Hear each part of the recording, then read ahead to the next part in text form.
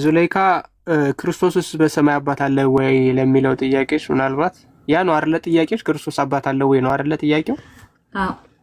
አዎ ስትጸልዩ እንዲህ ብላችሁ ጸልዩ ብሎ የሚለው ጋር አባታችን ሆይ በሰማይ የሚለው እሱ ማለት ያኔ አባታችን ሆይ ብላችሁ በሉልና እሱ ጋር ሌላ ደግሞ መጥምቀ ዮሐንስ በሚያስጠምቀው ሰዓት ላይ ይህ ነው የኔ ልጅ ብሎ ከላይ ያንን ድምጽ እሱ ማለት ኢየሱስ ክርስቶስ አባት ይሄ ነው የኔ ልጅ የተወደደው ልጅ ብሎ ያለው ከላይ ነው ድምጽ የተሰማው ያኔ በሚጠመቅበት ሰዓት ላይ ማለት ነው። ቃሉ ደግሞ አካላዊ ነው። ስለዚህ ልጅ ብለን እንገዛዋለን።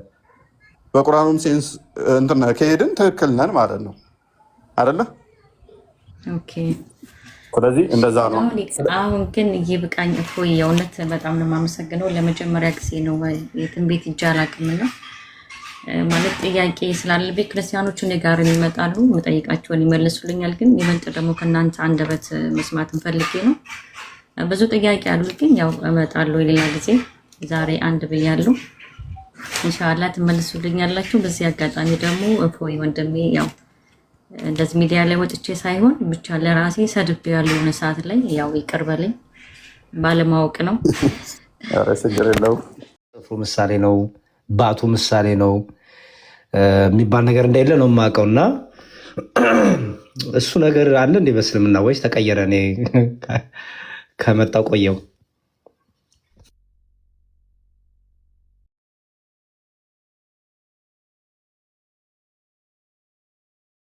እፎይ ይቀጥልለት ከቻልክ የሚመች ከሆነ ቀጥልም። ምሳሌ አታደርጉ ይላል ቁርአኑ። አክቹዋሊ ለአላህ ምንን ትመስላላችሁ? ምንም እንዳመስሉ ነው የሚለው። ምሳሌ ማድረግ አይቻልም። ምሳሌ እንዳይደረግም ይመስለኛል። ቢጤ የለውም አምሳያ የለውም የሚሉት እሰማለሁ። ያ ምሳሌ የለውም። ምሳሌ ከሰጡትማ ያው ቢጤ ያለው ምሳሌ ያለው ማለት ነው። ቢጤም የለውም አምሳልም የለውም ከሚለው አንጻር ላስም በግልጽ ደግሞ ሌላ ቦታም ምሳሌ አታድርጉለት የሚል አለ እና እንደዛ ነው። ግን ያው እንደዚህ ብለው እንትን ለማለት ይሞክራሉ። ለመረዳት ብንሞክርም ጀስ ምሳሌም ቢሰጡም የሚያዋጣ አይመስለኝም። ማለት ምን አይነት ምሳሌ ይመጣዋል? ምሳሌው ማለት ኦነስት በሆነ ሁኔታ ምሳሌ ከሰጡ የሚመጣው አይመስለኝም። ምን አይነት ምሳሌ ሰጠው? ኦኬ ማንንም አይመስል ምናምን ታልክ በኋላ ምሳሌ ደግሞ አይ እናንተ ጋርም እንዲህ ብላችሁ ታምናላችሁ። ኦኬ የእኛ ጋር አሁን ቀደም እየጠቀሰው ነበር። እናንተ ጋርም እግዚአብሔር እግሩ ምንድነው ምድር ሞላ ይችላል። እንደዚህ ሰማይ ዙፋኔ ምድር መረገጫ ነው ይላል። እንደዛ ሜታፎሪክ አይደለም። አካሉን ነው እየመሰሉ ያሉት ወይንም ጥቅሱን ነው እየመሳሰሉት ያሉት? እሱ እንትን ይሆናል ማለት ነው። ከኛ ጋር ያለውን ለማመሳሰል እናንተም አዎ አለው የእኛም እንደዛ የሆነ አካል አለው ከሆነ ስለዚህ አላ አትሊስት ምን አለው ማለት ነው? መንት ያለው ማለት ነው። በእነሱ እሳቤ በእነሱ ጭንቅላት ማለት ነው። ግን እኛ እንደዛ እናምንም። እኛ ማናምን ከሆነ ደግሞ እኛ እንዴት ነው የምንተረጉመው የሚለውን የእኛን ትርጓሜ የሚቀበሉ ከሆነ ይሄ አካል ክፋዮችን አይጠቀሙም ማለት ነው። እነሱ እንደዛ ደግሞ አይመጣውም። የአካል ክፍልፋዮችን ይጠቀማሉ። እንዴት የሚለው ላይ ፈርዘር ባይሄዱበትም ዋቢያው ሴክት ይህንን ስለሚያጸድቀው ማለት ነው። ቢ ከእነሱ ብንሰማው ሞሮፍ የተሻለ ይመስለኛል። ግን እኛ እሺ ምድር የእግሬ መረገጫ ነች አለ።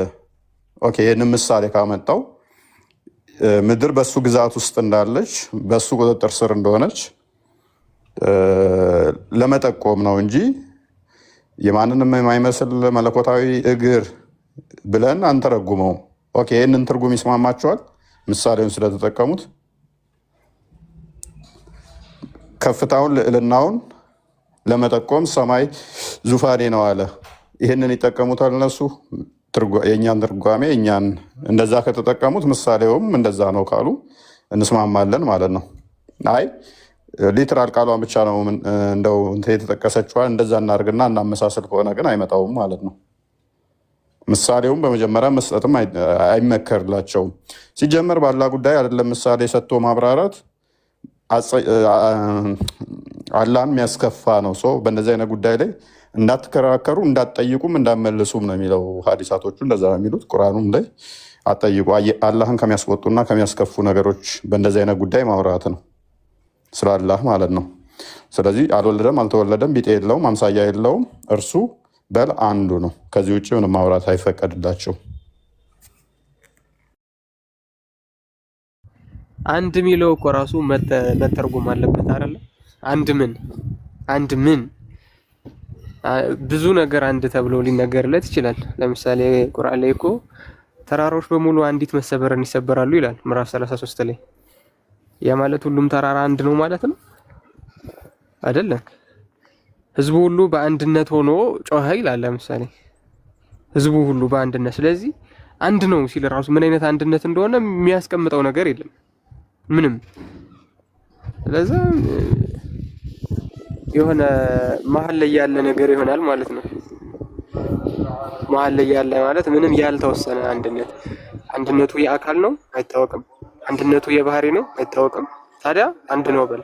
አንድ ምን አንድ እጅ ነው ልበል? ለዋሃብያ ለምሳሌ የአካል ግጥምጥም ነው ብሎ ስለሚያምኑ አንድ እጅ ነው ብዬ ሊመን፣ አንድ እግር ብዬ ሊመን፣ አንድ ሆድ ብዬ ሊመን፣ አንድ ጀርባ ብዬ ሊመን፣ አንድ ሰው ብዬ ሊመን፣ አንድ አምላክ ብዬ ሊመን። አምላክ የሚለው ደግሞ ይሄ ጀነሪክ ኔም ስለሆነ ምን አይነት የሚል ደግሞ ጥያቄ ይዞ ይመጣል ማለት ነው። አንድ ነው የሚለው ራሱ ዴፊኒት ይመስላል እንጂ አይደለም። ምንም ኢንዴፊኒት የሆነ ምንም አይነት ትርጉም ለመስጠት በጣም ከባድ የሚያደርግ ቃል ነው የሚጠቀሙት። ሲቀጥል ምዕራፍ 112 ላይ ያለው ማለት ነው ኢኽላስ ቁል ሁወ አላሁ አሐድ ነው የሚለው። አሐድ ማለት ደግሞ አንድ ነጠላ ማለት አይደለም። ሙሉ ቁርአን ውስጥ የሚሆን በአረብኛ ሌክሲከን ውስጥ ነጠላ አንድ ተብሎ ተተርጉሞ አያውቅም። ታዲያ ምንድነው? አሁን ለምሳሌ እፎይ እዚህ ካለነው ውስጥ አሐድን ነው ካለነው እዚህ ገስት ላይ ካለነው አንዱ ነው። ብቸኛው ነው እኮ አይደለም፣ አንዱ ነው። እፎይ እዚህ ካለነው ገስት ላይ ካለነው አሐድን አንዱ ነው። ኦኬ እሺ። መዝሙረ ያሬድስ አንዱ ነው። ቤላስ አንዷ፣ ሌላውም እንደዛው ማለት ነው። ስለዚህ ቃሉ ከሆነ ግሩፕ ውስጥ አንድን አካል ነጥለህ ለመውጣት የምትጠቀምበት ነው። throughout the all ቁርአን ውስጥ በሐዲስ ውስጥ በየትኛውም የአረብ ሌክሲከን ውስጥ ቢታይ ማለት ነው። ስለዚህ በዚህ ኮንቴክስት ሄደካየኸው አንድ ነው ወይስ አንዱ ነው የሚሆነው? አንዱ ነው። ስለዛ እንትኑ የሆነ ቬግ ነው፣ በጣም ቬግ ነው። ቬግ የሚያደርገው ምንድነው? ክሊር ስቴትመንት አለመቀመጡ ብቻ አይደለም። እንደዚህ ነው ተብሎ ክሊር ስቴትመንት አለመቀመጡ ብቻ ሳይሆን ትርጉሙ ነው። በኋላ የተነሱ ልሂቃን ባዮች የሚያመጡት ትርጉም ሙስሊሙ ማህበረሰብ እንዲወዛገብ አድርጎታል እንጂ አላህ የአካል ግጥምጣሚ መሆኑ ምናምን ብቻ አይደለም። አንድ ነው የሚለው ንግግር ራሱ አንደኛ አንድ ምን የሚል ጥያቄ እንድናነሳ ያደርገናል። ሁለተኛ ደግሞ አሐድን የሚለው ነጠላ አንድ ማለት ሳይሆን ከሆነ ግሩፕ ውስጥ አንድ አካልን ነጠለን ለማውጣት ስንፈልግ የምንጠቀምበት ነው።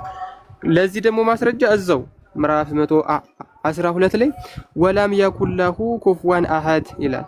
እርሱን የሚመስለው ከጣዖታት ማለት ነው አንድም የለም ይላል። አሐድ የሚለውን እዚህ ጋር ከሆነ ግሩፕ ውስጥ አንዱን ለመጥቀስ ነው የሚጠቀሙት፣ ከላይ ደግሞ ነጠላ አንድ ለማለት ነው። which is inconsistent የሆነ ትርጉም፣ የማያስኬድ ትርጉም ማለት ነው። ስለዚህ አንድ ነውም ችግር ያለበት ነው፣ አካሉም ችግር ያለበት ነው፣ ኤቭሪቲንግ ችግር ያለበት ነው። ለምንድን ነው ችግር ያለበት የሆነው ካላችሁ በጣም ግልጽና ግልቡ መልስ ነብዩ መሐመድ ከተለያዩ ሃይማኖቶች የሰማውን አምላክ አእምሮ ውስጥ ፈጥሮ ስላመለከው ነው። በጣም ቀላል የሆነ መልስ ነው። ከእስልምና የሆነ ነገር ማነው ከክርስትና የሆነ ነገር ይወስዳል፣ ከፓጋኖች የሆነ ነገር ይወስዳል፣ ከአይሁድ የሆነ ነገር ይወስዳል። ያገጣጥመውና ይሄንን የራሱን አላህ ፈጠረ። የአላህ ቴዎሎጂካሊ ገብተን ስንመረምረው ደግሞ ውጥንቅጥ የሆነ ይሆናል ማለት ነው። ፈጥሮ ስላመለከው ነው። ፈጥሮት ቢያመልከው ኖሮ ፈጣሪ ያለውን ብቻ ነበር የሚናገረው። አንድን ነገር ጭንቅላታችሁ ውስጥ ፈጥራችሁ ስታመልኩት ልክ እንዳላህ ብዙ ውስብስብ ነገር ይኖረዋል። እሱ ፈጥሯችሁ ስታመልኩት ግን እሱ ራሱ የሚነግራችሁን ነገር ስለሆነ የምትናገሩት መለኮታዊ መገለጥ ስለሚሆን ምንም የሚመጣ ተቃርኖ የለም ማለት ነው። ልክ እንደ መጽሐፍ ቅዱስ፣ ልክ እንደ ክርስትና እግዚአብሔርን ፈጥረ ነው ሳይሆን የምናመልከው ስለፈጠረን ነው የምናመልከው። ስለፈጠረን ስለሆነ የምናመልከው የምንናገረውም የገለጠልንን ነገር ብቻ ነው ማለት ነው። የምንናገረው የገለጠልንን ነገር ብቻ ስለሆነ ኮንትራዲክሽን የለበትም ማለት ነው። አላህ ግን በመሐመድ ጭንቅላት እየተፈጠረ ስለሆነ ሙስሊሞች አላህን ፈጥረውት ስለሆነ የሚያመልኩት ብዙ አይነት ችግር ይኖርበታል ማለት ነው። ስለዛ አንዲት ናት የምትለውን ራሱ በደንብ ብትታይ ልክ እንደ አካሉ አወዛጋቢ የሆነች ቃል ትሆናለች ማለት ነው። እንደዛ ነው ዲያቆን። እሺ፣ በጣም አሪፍ። ሁለታችሁንም እግዚአብሔር ይስጥልኝ፣ አመሰግናለሁ። እንትን የሚለውን ግን እንደዛ ከሆነ አንድ ነው የሚለው ምንነትና ማንነት ሰው አላህ ምንነትና ማንነት አለው ብሎ ያምናሉ። ኦኬ፣ ምንነቱ ካመኑ በምንነቱ ምንድነው? በማንነቱስ ምንድነው? እና ኤሰንስ የሚባለውን ነገር ማለት ነው። እና በዛ ላይ ምስት ያላችሁን አይዲያ ስጡኝ። አላህ ምንነትና ማንነት አለ ወይ? ኦኬ፣ የቂያማ ቀለት የሚገለጠው ምንነቱ ነው ወይስ ማንነቱ ነው? በምንነቱ ነው አናቅህም የሚሉት ወይስ በማንነቱ ነው? እና ምክንያቱም አንድ አምላክ መቼም እንኳን አምላክ አይደለም ሰው ምንነትና ማንነት አለው እና ምንነቱ ይሄ ነው ማንነቱ ይሄ ነው ተብሎ የሚቀመጥ አለ። ይቅርታ ግን በጣም እያሳልኩባችሁ ነው። እና እስቲ ምንነትና ማንነቱን ብታስረዱኝ አንድ። ቀጥሎ ደግሞ ምክንያቱም አምላክ ነው ወይም አይደለም የሚለው ነው። ለምሳሌ አላሁ ሰመድ፣ አላህ ሰመድ ነው የሚለው ምንነቱ ነው ማንነቱ ነው ምንድን ነው? ምክንያቱም ያህዌንና አላህን ዲስቲንክት አድርጎ ሊለያቸው የሚችል በጣም በቃ ቶታሊ የማይገናኙ መሆናቸውን ሊለይልን የሚችለው ምንነትና ማንነት ይመስለኛል። እና ለምሳሌ ባቱ ምንነቱ ነው ወይስ ማንነቱ ነው? ምንድን ነው? እንዴት ነው የሚታየው? አይኖ በአህባሽና ዋሃቢያ የተለያየ አይነት እሳቤዎች እንዳሉ አንደርስታንድ አውቃለሁ። ግን ይህንን በደንብ ሰፋ አድርጋችሁ ብታስተምሩን እግዚአብሔር ይስጥልኝ።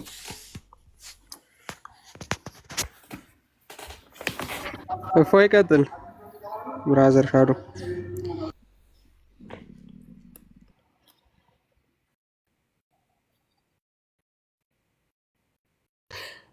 እዚሁ ታላቁ ላይ ነው ደግሞ ልጠይቅ። ቁጥር ፍጽመት አለው? ቁጥር አብሶሊት የሆነ ነገር አለ? አብሶሊት ነው? ምን አልከኝ? እፎይ ቁጥር በራሱ ፍጽምት ነው ወይ አብሶሊት ነው? አይደለም፣ ሪላቲቭሊ የሚታይ ነገር ነው። ታዲያ ስለዚህ ፈጣሪን በቁጥር እንዴት ገልጠዋለህ? አብሶሊት ካልሆነ ኢቭን ሪሌቲቭ የሆነ ነገር ጀስ ፈጣሪ ፍጹም የሆነውን እንዴት ነው እሱ ሪላቲቭ የሆነው አብሶሊት በሆነ ሁኔታ ይገልጠዋል ብለን ያሰብነው? ያ ችግሩ እሱ ነው። አንድ ነው እንኳን ቢባል አንድ ቁጥር ነው ቢባል ራሱ አይመጣውም ማለት ነው። ስህተት ነው ማለት አንድ ነው ብለህ ኤግዛክትሊ ገልጦታል የምትለው ነገር አይደለም ማለት ነው። በጣም በትክክል በጣም አንድም ተባለ ቁጥር የኢጅማ ጉዳይ ከሆነ የስምምነት ጉዳይ ከሆነ ፍጹም የሆነውን አምላክ የማይገልጽ ከሆነ የስምምነት ጉዳይ ሰዎች የተስማሙት ማለት ነው። በኢጅማ የጸደቀ ነገር ሪሌቲቭ የሆነ ነገር ፈጣሪም እና አብሶሊት በሆነ ሁኔታ ሊገልጸው አይችልም ማለት ነው።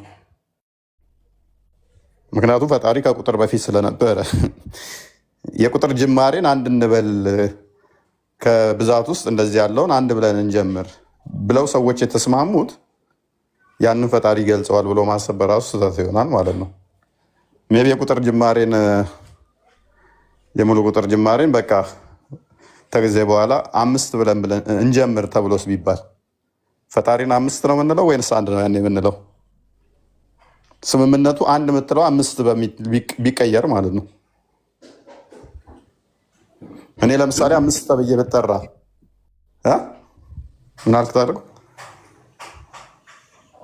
አይ ትክክል ነው። እሱም ብቻ ሳይሆን ቁጥር ብዙ ጊዜ ኦንቶሎጂካል ሪያሊቲ የሌላቸው ነገሮችንም ለመግለጽ እኮ ጥቅም ላይ ይውላል። 9 10 ምናምን የሚባሉ ነገሮች ኤግዚስት የሚያደርጉ ነገሮችንም ለመግለጽም ልትጠቀሙ ትችላለህ። 3 ሲደመር 3 እኩል ይሆናል 6። እዚህ ጋር 3 እና 3 የሚወክሉት ምንም ነገር ባይኖርም አሪትሜቲክ የሆነውን ነገር ለማስቀመጥ ስትል ብቻ ምንም እንኳን ሪያሊቲ ውስጥ ባይኖሩም ደምረህ ታስቀምጣለህ። አንድ ነው ስትል አላህን ኦንቶሎጂካል ሪያሊቲ አለው እያልክ ነው ወይስ አእምሮ ላይ የፈጠርከውን የሆነ ኮንሰፕት ለማስረዳት ነው የምትጠቀመው ራሱ? እና በጣም ትክክለኛ ሀሳብ ነው ያነሳው። ቀጥልፎ እፎይ አንድ ላይ እየያዘ የእስራኤል አምላክ እግዚአብሔር አንድ ነው። እኛ አሁን እግዚአብሔር አንድ ነው ስንል እግዚአብሔር አንድም ሶስትም ነው ስንል ቁጥር እየጠራ እንዳልሆነ ኦብቪየስ እና ምን እያልን ነው? እግዚአብሔር አንድ ነው እግዚአብሔር ሶስት ነው ስንል ይሄን የተጠቀምናቸው ሰዋዊ ቁጥሮች ሪሊ ምንድን ነው ሪፈር የሚያደርጉት ሪፕሬዘንት የሚወክሉት? ለአላህ ደግሞ አንድ ነው ሲባል ምንድን ነው የሚወክለው የሚለውን ኮምፔር እያደረጋችሁ ብታስተምሩ። ኦኬ። ስለዚህ ቁጥርን የስምምነት የእጅማ ጉዳይ ከሆነ ፋይናይት የሆኑ ነገሮችን ወይም ደግሞ የተገደቡ የምናውቃቸው ልኬት ያላቸውን ስፍር ያላቸውን ነው በቁጥር የምንገልጸው ማለት ነው። ተሰፍረው ተቆጥረው ተለክተው ተመትረው ሊታወቁ የሚችሉ ቁመታቸው ይሄ ሊሆን የሚችል ወርዳቸው ይሄ የሚሆን ክብደታቸው እንዲህ የሚሆን ሊቆጠሩ የሚችሉትም በቁጥር ገለጥ ናቸው ማለት ነው። ፈጣሪ ካዳ ከታይም እና ከስፔስ ውጭ ያለን በምን እንቆጥረዋለን? በምን እንለካዋለን? በምን እንሰፍረዋለን? ቁመቱ ይሄ ነው፣ ወርዱ ይሄ ነው፣ ክብደቱ ይሄ ነው ብለን ልንለካው እንችላለን እንዴ? ቁጥር እነኝን ሜጀርመንቶችን ኮንሲደር ስለሚያደርግ ማለት ነው። የምንቆጥረው ነገር እነኝንም ታሳቢ ስለሚያደርግ በዚህ ቦታ የሚገኝ እንደዚህ ሆነ ከዚህ እንደዚህ የሚባልም ስለሆነ ማለት ነው።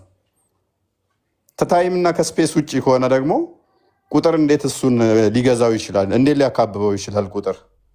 ስለዚህ እኛ ለምሳሌ ሙሴ አንድ ነው ሲል ዘዳግም ምን እያለ ነው? ስመ እስራኤል አምላካችን እግዚአብሔር አንድ ነው ሲል ምን እያለ ነው?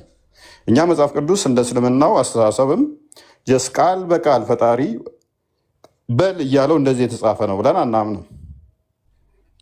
በሰውኛ እንዲገባን ለሰዎች የተጻፈ መጽሐፍ እንደመሆኑ ሙሴ በሰውኛ ቁጥር ነው ሊጽፍ የሚችለው።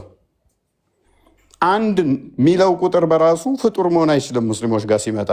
ምክንያቱም ቁርአን ምንድን ነው ብለው ስለሚያምኑ ያላ ቃል ፍጡር አይደለም ብለው ስለሚያምኑ አንድ የሚለው በራሱ ፍጡር አይሆንም። ቅድም እኔና ታላቁ ስናወራ ቁጥር አንድ ነች የምትለውን ተስማምተን ነበረ፣ የስምምነት ጉዳይ ነው ብለን። ወደ እስልምናው ጋር ሲመጣ ደግሞ ይህንኛው ኮንሰፕት ይጠፋል ማለት ነው። አንድ የምትለው በራሱ ስምምነት ላትሆን ነው ማለት ነው። ምክንያቱም አንድ የምትለዋ በል እርሱ አንዱ ነው የምትለዋ አስቀድማ ስለነበረች እነሱ ጋር።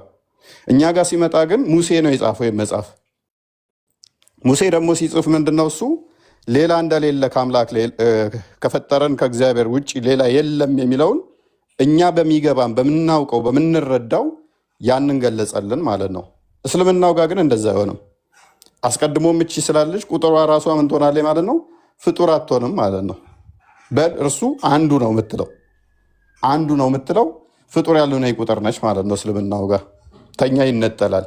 ስለዚህ እኛ አንድ አምላክ በሶስት አካል ስንል አካላትን ጀስ አንድ ሁለት ሶስት ብለን ቆጥረን እንደዚህ በሚሰፈር በሚለካ መጠን ሰርተንለት አይደለም። አምላካችን ቃል አለው፣ በኩነት ልብ አለው፣ ስንፋስ አለው። ሕያው ነው ስንል መንፈስ ቅዱስ አለ። አስገኚውን አብ ልብ አለው ወይም ሁለት አለ። ቃል አለው አምላካችን ስንል ሶስት አለ። ግን ለክተን ሰፍረን እንደዚህ የሚቆጠር ሆኖ አይደለም። ለመግባቢያ በሰውኛ ስለተገለጸ ነው። ምክንያቱም መጽሐፍ ቅዱስ የተጻፈው በነቢያቶችም በሐዋርያትም ሲጻፍ የጻፉት እንዲህ ቃል በቃል አፋቸው ላይ እያስቀመጠ ቃሉን አይደለም፣ እንደ እስልምናው አስተምሮ ማለት ነው እንዲገባን ስለተጻፈ። የእስልምናው ግን እንደዛ ስላልሆነ ሊትራሊ ተቆጥሮ በሚቆጠር አይነት ቁጥር ነው። እንደዛ ከሆነ ደግሞ ቁጥሩን እንስማማለን እነሱ ጋር። እሺ እንደዚህ ከሆነ አንድ ከሆነ አንድ ሲሉ ምንድን ነው አንድ? ኦኬ አምላካችሁ ህይወት የለውም አለው። እሺ አምላካችሁ ቃል የለውም አለው። ከዛ በተጨማሪ ግን አካላቶች ደግሞ አሉ።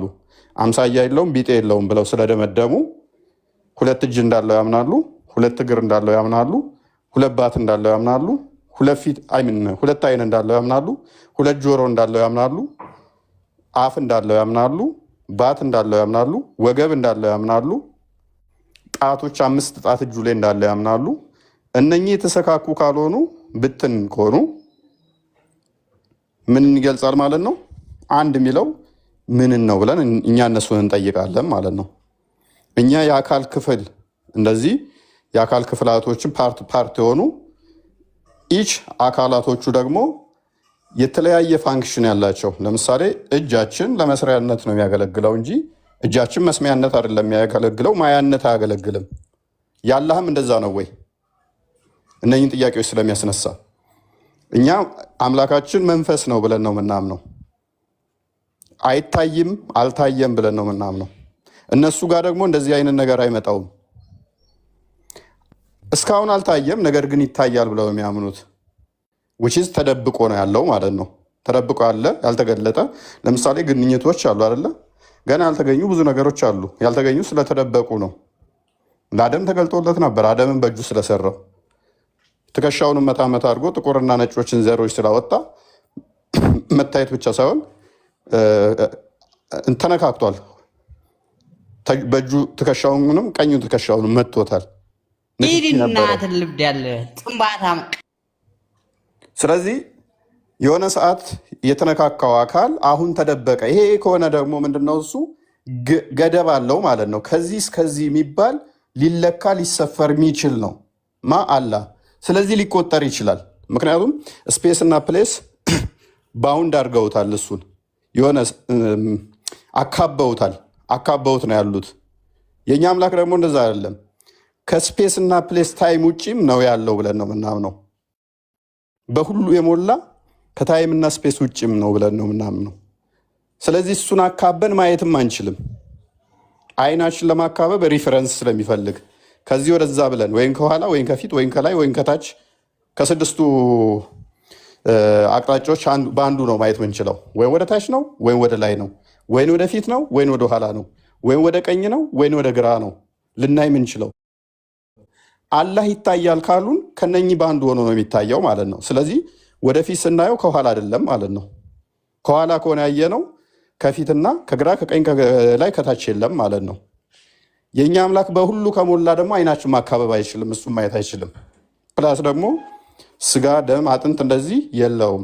ሉቃስ ወንጌል ምዕራፍ 24:39 ላይ ክርስቶስም እንደተናገረው እዩ እጄን ስጋና ደም መንፈስ እንደዚህ የለውም፣ ኑ ዳሱ እዩ ብሎ ያሳያችኋል። ስለዚህ እንዲህ የሚታይ የሚዳሰስ ነገር እንደሌለው በግልጽ መጽሐፍ ቅዱስ ላይ ደጋግሞ አንደኛ ጢሞቴዎስ ምዕራፍ 6 ላይ ቁጥር 16፣ አንደኛ ጢሞቴዎስ ምዕራፍ 1 ቁጥር 17 በግልጽ ስለሚናገር፣ ስለዚህ የእኛ መጠበቂያዎቹ አሉ። ፕላስ ስለዚህ በሁሉ የሞላ ከስፔስና ታይም ውጭ ከሆነ መምጣት፣ መሄድ፣ መቀመጥ፣ መነሳት የሚባሉት አይነገሩለትም። በሁሉ የሞላ ስለሆነ መምጣት የሚለውም አይሰራም፣ መሄድ የሚለውም አይሰራም። በዛም በዚህም ስላለ ማለት ነው። እነሱ ጋር ግን ይሄ ስለሚነገር ሊቆጠር ይችላል። የሚቆጠርበት ምክንያት ለምንድን ነው? እዚህ ጋር የለም፣ ሲመጣ ቆጥረዋለሁ ማለት ነው። እቆጥረዋለሁኝ የተገደበ ስለሆነ የተነጠለ ስለሆነ። ስለዚህ ከኛ ጋር በጣም ይለያያል። ሜይ ቢ ጥያቄን አንዛዛሁትና አጣሁት መሰለኝ ፖይንቱን። ስለዚህ ከኛ ጋር ያለውን ላነሳኸው ነው። ከኛ ጋር ያለው የቁጥርም እኛ ለመለየት እንጂ ኤግዛክትሊ 1 2 3 የሚሉት እኔ አንተ መዝሙረ ያሬድ ታላቁ እንዳሉት እንደዚህ በታይም እና በስፔስ ውስጥ ተገድበው ቁጭ ያሉ እንደዛ ቁጥር 3 እየቆጠርን አይደለም። ምክንያቱም 3 አካል ስንል አንዱ በአንዱ ህልው የሆነ ነው። የአብ የባህሪ ህይወቱ መንፈስ ቅዱስ ነው። የአብ የባህሪ ቃሉ ወልድ ነው። ስለዚህ አንዱ በአንዱ ህልው ናቸው። አንዱ በአንዱ ህልው ከሆኑ እንደዚህ ተነጣጥለው ቁጭ ያሉ እንደዛ አድርገን ከዛ ደግሞ እጅ እግር ባት እንደዚህ ደግሞ ፓርቶች ያሉት በእጁ የሚሰራ በአይኑ የማይ ብቻ እንደዛ እናምንም። ሆሊ መንፈስ ነው፣ ሙሉ መንፈስ ነው ብለን ነው ምናምን። የሆነ አካሉ እጅ የሆነ እንደዚህ የሚታይ የሆነ ፓርቱ ደግሞ መንፈስ የሆነ ማይታይ እንደዛ እናምንም። መንፈስ ነው አይኑ መንፈስ ያልሆነ ጆሮው መንፈስ የሆነ እንደዛ እናምንም። የሆነ እግሩ መንፈስ ከዛ እጁ ደግሞ ያልሆነ እንደዛ እናምንም። መንፈስ ነው በቃ። ኦኬ እንደዛ ከሆነስ እጅ የምትባል የሚይዝባት የማይሰማባት ከሆነ ከማንም አይመስልም ብቻ ሳይሆን ከራሱ ጋር አይመስልም አምላክ የሚል ያመጣል። አላህ ከሌላ ጋር ብቻ ሳይሆን የማይመስለው ከራሱ ጋር አይመስልም። ለምሳሌ እጁ ከእግሩ ጋር አይመስልም ማለት ነው። እግሩ ለመሄጃነት ነው የሚያገለግለው፣ እጁ ግን መስሪያነት ነው የሚያገለግለው። ጆሮው መስሚያነት ነው የሚያገለግለው፣ አይኑ ማያነት ነው የሚያገለግለው። ሁለቱም አካላቶቹ አምላክ ከሆኑ አይኑም አምላክነት የሚገልጽ ከሆነ ጆሮም አምላክነት የሚገልጽ ከሆነ ጆሮ አይኑ ካልሆነ አይኑ ጆሮ ካልሆነ ሁለቱ አይገናኙም፣ አንድ አይደሉም። የራሱም አካላቶች አይመሳሰሉም። አሌስ ምን ብለው መግለጽ አለባቸው? እንደኔ በቃ ዝም ብለን የአካል የኮምፖዚት የሆነ አካሉ ድምር ውጤት አንድ ብለን ቆጠር ነው የሚል እሳቤ ካላመጡ እንደ ሰውኛ ማለት ነው።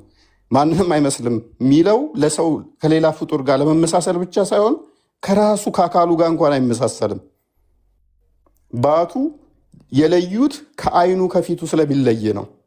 ባቱን ነው የምንለየው ያሉት አስቀድሞ ሲመጣ ነው። አንተ ጌታችን አይደለህም ሲሉ ፊቱን አይተው ከባቱ ጋር ስለሚለየ ነው። ከሌላ ጋር ብቻ ሳይሆን ከራሱ አካል ጋም የአካል ክፍል ጋም አይገናኝም ማለት ነው። እና ያልተገለጹትን ደግሞ አናጸድቅም ይላሉ። ስለዚህ ከላይ የፊት አካላት ተገልጸዋል። አንገት ካልተገለጸ ለምሳሌ አንገቱ ከታች ደግሞ አካላቱ ተገልጸዋል። አንገቱና ሌሎች አካላቶቹ አልተገጣጠሙም። ስለዚህ አንገቱ እዛ ጋር አለች፣ እዚህ ጋር እንትን አለች። ስለዚህ እንዴት ሊያገጣጥሙት ይችላሉ? ፕላስ ደግሞ እነኚህ አካላቶች የሚታዩ ከሆነ ደግሞ ምንድናቸው ማለት ነው? ፊዚካል ናቸው ማለት ነው። የሚታይ ነገር ኦልዌይስ ሪፈረንስ ቅድም ይፈልጋል ብለናል። ፋይናይት መሆን አለበት፣ የተገደበ መሆን አለበት፣ በሙላት ልናየው ምንችለው ማለት ነው። እሱን አካበን ከዚህ እስከዚህ ነው ብለን ለማየት ገደብ ሊኖረው ይገባል፣ ድንበር ሊኖረው ይገባል።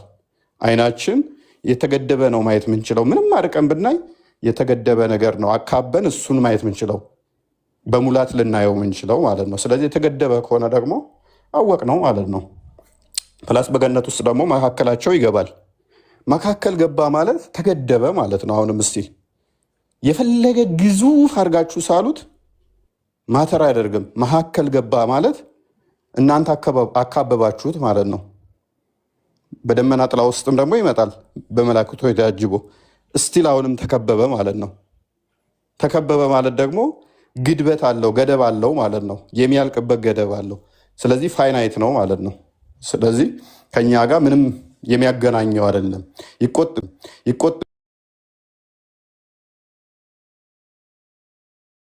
ይቆጥ ብለናል መጠበቂያ ስናስቀምጥ ከዚህ እስከዚህ ተብሎ ሊሰፈር ሊለካ የሚችል ብለን ስላስቀመጥን ለአላህ ይሰራል ማለት ነው ይሄ።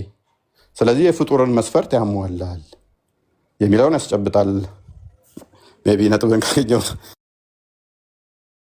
አሪፍ በደንብ አግኝተዋል። ፎይ በጣም አመሰግናለሁ። እንዲሁም ሞር ዲቴይል ሄድክበት አሪፍ ነው። አይ ቲንክ ዙላይካ የምትባል እህት ወይም ወንድም ገብቷል መሰለኝ እና ተቀበሏቸው ወይ ታላቁ ወይ ፎይ አይ ቲንክ ሊያናግሯችሁ ፈልገው መሰለኝ።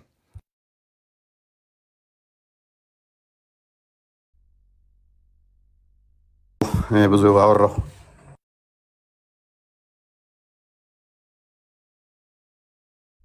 ስለሚችል ትመልሱላታላችሁ። ቀጥይ ዙላይካ ጥያቄሽን አቅርቢ። እሺ ሰላም ሰላም፣ ሁላችሁንም ሰላም ብያለሁ። ከታችም ከላይ ያላችሁት ማለት ፈራሁኝ። ለመጀመሪያ ጊዜ ነው እንደዚህ ወጥቼ ማንም ቤት ጥያቄ ጠይቄ አላውቅምና ቤቴ ነው ጥያቄዎችን እንትን የምለው። ግን ክርስትና እምነት ጋር በደንብ ማወቅ የምፈልገው ነገር አለኝና ማለት እግዚአብሔር ማለት ምን ማለት ነው የሚለው ነገር፣ ሁለት ደግሞ በጣም ጥያቄ ሆነብኝ። ኢየሱስ ክርስቶስ አምላክ ከሆነ መጥምቀ ዮሐንስ ኢየሱስ ክርስቶስን ሲያጠምቀው አየሁኝና እንዴት አምላክን መጥምቀ ዮሐንስ ክርስቶስን እንዴት ሊያጠምቀው ይችላል የሚለው ነው ጥያቄ። ከመለሳችሁልን ኦኬ። ምንድን ነው ከተጠመቀ አምላክ ሊሆን ስለማይችል ነው ዩር ፕሪሰፖዚሽን ማለት አእምሮሽ ላይ ቀድመሽ ያሰብሽው ነገር ምንድን ነው? የሚጠመቅ አምላክ የለም ነው ሀሳብሽ ማለት ነው? እኔ አይምሮ ላይ እንትን ያልኩት ማለት ኢየሱስ ክርስቶስ አምላክ ከሆነ መጥምቀ ዮሐንስ እንዴት ክርስቶስን ሊያጠምቀው ይችላል የሚለው ነው ጥያቄው ነው። ለምን ኢየሱስ ክርስቶስ አምላክ ነው አይደል? አምላክ ከሆነ ግን እንዴት መጥምቀ ዮሐንስ እሱን ሊያጠምቅ ይችላል ክርስቶስ እንጂ መጥምቀ ዮሐንስ ሊያጠምቀው የሚችለው የሚለው ነው ጥያቄ እንትን ያለብኝ ነው።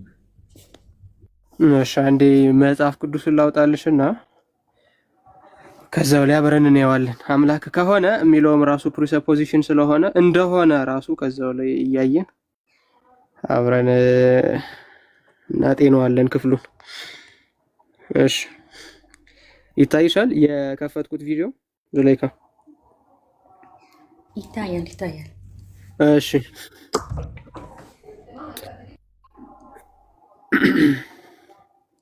ቁጥር 14 ላይ መጀመሪያ ከቁጥር 1 ልጀምርልሽና በመጀመሪያ ቃል ነበረ፣ ቃልም በእግዚአብሔር ዘንድ ነበረ፣ ቃልም እግዚአብሔር ነበረ ይላል። የዮሐንስ ወንጌል ምዕራፍ 1 ነው። ተጠመቀ ምናምን የሚለውን ከዚህም ስለምታገኘው ይሄንና የማቴዎስ ወንጌል ላይ ሄጄ ስለማሳየሽ መነሻ እንዲሆን ይሄንን በደንብ ማየት ስላለብሽ ነው።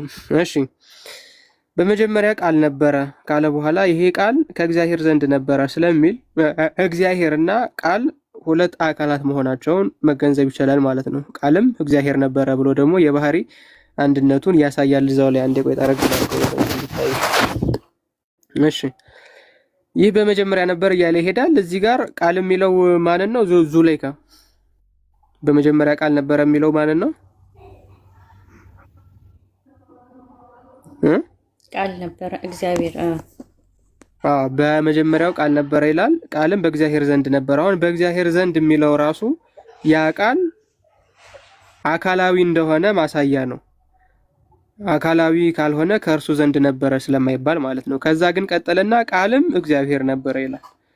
ስለዚህ የባህሪ አንድነታቸውን አካል ሁለትነት ከዚህ ትገነዘባለች ማለት ነው። ቁጥር 14 ላይ መጣና ምን አለ? ቃልም ስጋ ሆነ፣ ቃልም ስጋ ሆነ፣ ጸጋንና እውነትንም ተመልቶ በእኛ አደረ፣ አንድ ልጅም ከአባቱ ዘንድ እንዳለው ክብር የሆነውን ክብሩን አየን ይላል። አንድ ልጅ የሚለው ማለት ነው እዚህ ጋር ወልድ ራሱ ማን ነው? እግዚአብሔር ነው። ቃልም እግዚአብሔር ነበረ ስለሚል ማለት ነው። ከዛ ቁጥር 15 ላይ ምን ይላል መሰለሽ? ዮሐንስ ለእርሱ መሰከረ እንዲህም ብሎ ጮኸ፣ ከእኔ በኋላ የሚመጣው እርሱ ከእኔ በፊት ነበረና ከእኔ ይልቅ የከበረ ሆኗል፣ ስለ እርሱ ያልሁት ይህ ነው አለ። አሁን ተመልከቺ፣ ክርስቶስ ሰው ሆኗል ማለት በአጭር ቁመት በጠባብ ደረት ተወስኗል። የቱ? እግዚአብሔር ምን ሆኖ የእኛን ስጋ ነስቶ በአጭር ቁመት በጠባብ ደረት ተወስኖ ኢየሱስ የሚባል መጠሪያ ተሰጥቶታል። ያንን ምን ይለዋል ዮሐንስ? ከእኔ በኋላ የሚመጣው እርሱ ከእኔ በፊት ነበር አለው። ከእኔ በኋላ የሚመጣው እርሱ ከእኔ በፊት ነበር። በመጸነስ ደረጃ ካሰብሽው ዮሐንስ ከክርስቶስ 6 ወር ይቀድማል። 6 ወር ከተጸነሰ በኋላ ነው፣ ከ6 ወር በኋላ ነው መልአኩ ቅዱስ ገብርኤል ወደ ድንግል ማርያም የተላከው። ግን ከኔ በፊት ነበረ ይለዋል ራሱ ክርስቶስን። ማን? ዮሐንስ ከኔ በፊት ነበረ ይለዋል። ማንን? ያንን 6 ወር በፊት በኋላ የተጸነሰውን ኢየሱስን ማለት ነው። ይሄ ምኑን ነው የሚያሳየው? አምላክ ከሆነ የሚለው ፕሪሳፖዚሽንሽ በትክክልም አምላክ እንደሆነ የሚያሳይ ክፍል እንደሆነ እንድትይዙ ነው። ከዛ ምን ይላል? በነገው ዮሐንስ ኢየሱስ ወደ እርሱ ሲመጣ አይቶ እንዲህ አለ፣ እነሆ የዓለምን ኃጢአት የሚያስወግድ የእግዚአብሔር በግ። አንድ ሰው ይላል ከእኔ በኋላ ይመጣል። አንድ ሰው የሚለው ክርስቶስን ነው። ከእኔም በፊት ነበርና፣ አየሹ፣ ከእኔም በፊት ነበርና ከእኔ ይልቅ የከበረ ሆኗል ብዬ ስለ እርሱ ያልሁት ይህ ነው። ስለ እርሱ ያልሁት ይህ ነው። ስለዚህ ከቅድም ጀምሮ ምን እያየን ነበረ? በእግዚአብሔር ስም የሚጠራ አንድ እግዚአብሔር አለ፣ ቃሉ አለ። ያ ቃሉ ምን ሆነ? ሰው ሆነ። ሰው ሲሆን ከኔ በኋላ መጣ ተብሎ የሚነገርለት ሆነ ማለት ነው። ቅድም ምን እንዳልኩሽ ማለት ነው፣ በአጭር ቁመት በጠባብ ደረት ተወሰነ ብዬ ልክ እንዳስቀመጥኩልሽ። ይህንን ደግሞ ከኔ ከራሴ ሳይሆን ከመጽሐፉ ስላሳየው። ስለዚህ ወረድ ይልና ምን ይላል? ዮሐንስም እንዲህ ብሎ መሰከረ፣ መንፈስ ከሰማይ እንደ ርግብ ሆኖ ሲወርድ አየሁ፣ በእርሱም ላይም ኖረ። እኔም አላውቀውም ነበር፣ ዳሩ ግን በውሃ አጠምቅ ነበር። የላከኝ እርሱ መንፈስ ሲወርድበትና ሲኖርበት የምታየው በመንፈስ ቅዱስ የሚያጠምቅ እርሱ ነው አለኝ። እኔም አይቻለሁ፣ እርሱም የእግዚአብሔር ልጅ እንደሆነ መስክሬያለሁ ይላል ማለት ነው። ስለዚህ ይሄ የአምላክነቱ ጉዳይ ከሆነ ብለሽ በፕሪሳፖዚሽን የምታስቀምጪው ሳይሆን ነው ብለሽ በእርግጠኝነት የምትናገርለት መሆን ነገር አለበት። ነው ብለሽ በእርግጠኝነት የምትናገሪለትም ነገር መሆን አለበት። ይሄንን ሀሳብ እኛ ላይ ብቻ ሳይሆን ኢቭን ቁርአንሽ የሴቶች ምዕራፍ አንቀጽ 171 ላይ ታገኘዋለሽ። ወከሊማቱሁ አልቃሃ ከሊማት እና ቀውል ማለት ይለያያል በአረብኛ። ከሊማት ማለት ቃል ማለት ነው። ቀውል ግን ንግግር ማለት ነው። ቀውል ሳይል እዛ ጋር ከሊማት የሚለው ታዲያ ቁርአኑ ምን ለማለት ፈልጎ ነው? እርሱን የቤት ስራ ነው የምሰጥሽ ማለት ነው። መጠመቁ ላይ ያነሳሽው ጥያቄ አለ። መጠመቁ ላይ ደግሞ እንሄድ። እሺ እሺ አንዴ ወደዚህ ይችላል አድርግና ዮሐንስ በምን እንደሚያጠምቅ ምናምን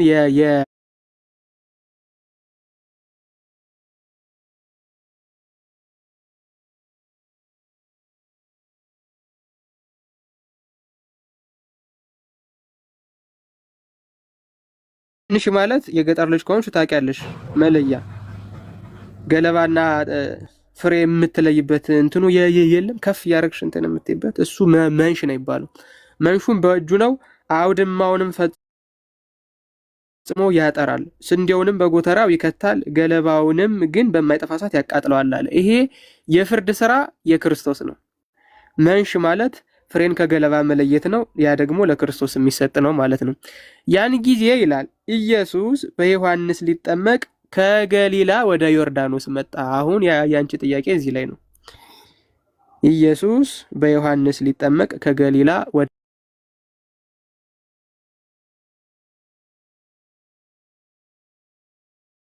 ዮርዳኖስ መጣ። ዮሐንስ ግን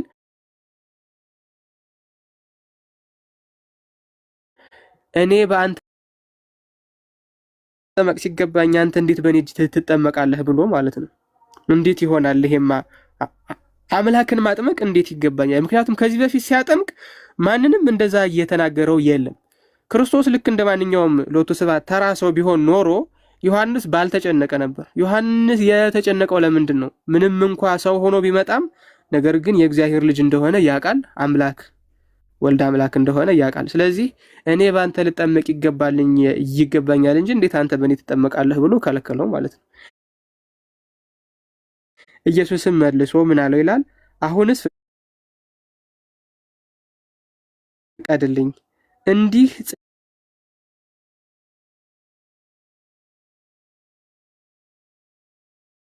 ጽድቅን ሁሉ መፈጸም ይገባል። ስለዚህ ክርስቶስ ለምንድን ነው በዮሐንስ እየተጠመቀው ነው አይደል? ጥያቄሽ አሁን ዙላይካ ባጭሩ ሲጠቃለል ልክ ነው። እሺ ክርስቶስ ለምን በዮሐንስ ተጠመቀ? ክርስቶስ ሕግን ሊሰጥ ሊያድነን ነው የመጣው፣ ቤዛ ሊሆነን። ይሄንን የማቴዎስ ወንጌል ምዕራፍ 20 ቁጥር 28 ላይ ማርቆስ 10 ላይ ታገኘዋለሽ። የሰው ልጅ ነፍሱን ቤዛ አድርጎ ሊሰጥ ሊያገለግል እንጂ ሊገለገል አልመጣም ብሎ ክርስቶስ የመጣበትን ምክንያት ነግሮናል። ስለዚህ ክርስቶስ ለምን ሰው ሆነ? እንድንድን አርአያ ሊሰጠን ቤዛ ሊሆነን። ስለነዚህ መሰረታዊያን ምክንያቶች ሰው ሆኗል። ታዲያ ክርስቶስ ወደ መጥምቁ ዮሐንስ ሄዶ መጠመቁ ለምንድን ነው? አንደኛ ጥምቀትን ቀድሶ ሊሰጠን እኛ በሙሉ ልንጠመቅ ያስፈልገናልና። ምክንያቱም የዮሐንስ ወንጌል ምዕራፍ 3 ላይ ሰው ከውሃና ከመንፈስ ካልተወለደ የእግዚአብሔርን መንግስት አያያትም ተብሏል። ስለዚህ እኛ የምንጠመቀው ክርስቶስ ጥምቀትን ባርኮና ቀድሶ የድህነት ማህፀን አድርጎ ስለሰጠን ነው። ከጥምቀት የምንወለደው ክርስቶስ ባርኮና ቀድሶ ማያትን አንጽቶ ስለሰጠን ነው። ውሃዎችን በሙሉ ማለት ነው። ወደ ካህናት ሄዶ የቤተ ክርስቲያንን ምስጢር ይፈጽማል እንጂ ካህናት ንጉሱ ዘንድ ሄዶ ቤተ መንግስት የቤተ ክርስቲያን ምስጢር አይፈጸምም። ይሄንን በመያዝ ክርስቶስ ወደ ዮሐንስ ሄዶ በመጠመቁ ነገስታቱም ሁሉም የምድር ኃያላን በሙሉ ቤተ ክርስቲያን ሄደው ምስጢራት ይፈጸምላቸዋል እንጂ ቤተ ክርስቲያን እነሱ ጋር ሄዳ ምስጢራት አትፈጽምም ማለት ነው። ይሄ ምን ነው? አርአያ የሚባለው አርአያ የሚባለው ከክርስቶስ በላይ ንጉስ ከክርስቶስ በላይ ጌታ የለም። እሱ እንኳን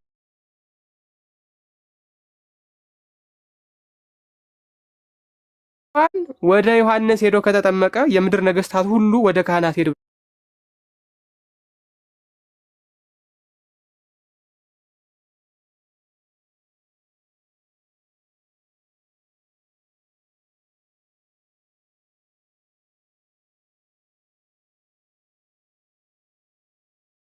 የት? በዮርዳኖስ ወንዝ። ስለዚህ ትንቢቱ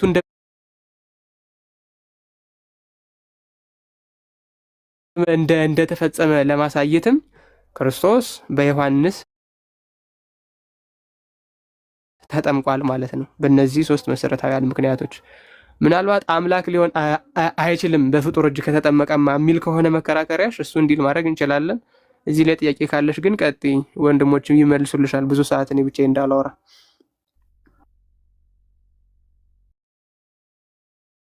ቀጥይ ዙለይካ። ያው የጠየኩትን ያው እናንተ በደንብ እንድትመልሱልኝ ብዬ ነው። ለምን እናንተ የእምነቱ ጋር ያላችሁ ስለሆናችሁ እኔ ጋር በደንብ ስለ ክርስትና ማወቅን ስለፈለግኩ ነው ይሄንን የጠየኩ ማለት ነው። ማለት እንዴት አምላክ ሆኖ መጥምቀ ዮሐንስ እንዴት ሊያጠምቀው ይችላል የሚለውን ነው። ኦኬ እሺ፣ ከላይ ጀምር ያለውን ነገር እንትን ብለኛል። የዚህን ከጨረስክ ሌላም ጨምር ላይ ካለ እሺ፣ ከሌለም ማለት በሚሰቅሉ ሰዓት ላይ ኢየሱስ ክርስቶስን ያን ሁሉ ስቃይ መከራ ሲያደርሱበት እንዴት በዝምታ ዝም እንዴት ሊላቸው ይችላል? አምላክ ነውና ከሆነ ማለት ያን ሁሉ ብዙ ነገር አድርገውታል በተሰቀለበት ሰዓት ላይ እና እንዴት ዝም ሊላቸው ቻለ? ስለሱስ እስኪ። ዝም ማለት እኮ የአምላክነቱ ማሳያ ነው። እንደውም ቢናገር እንደኔና እንዳንቺ ቢለፈልፍማ ምኑን አምላክ ሆኖ? ያንን ሁሉ ስቃይ ታግሶ ዝም ማለት እኮ አምላክ እንደሆነ ማሳያ ነው ራሱ።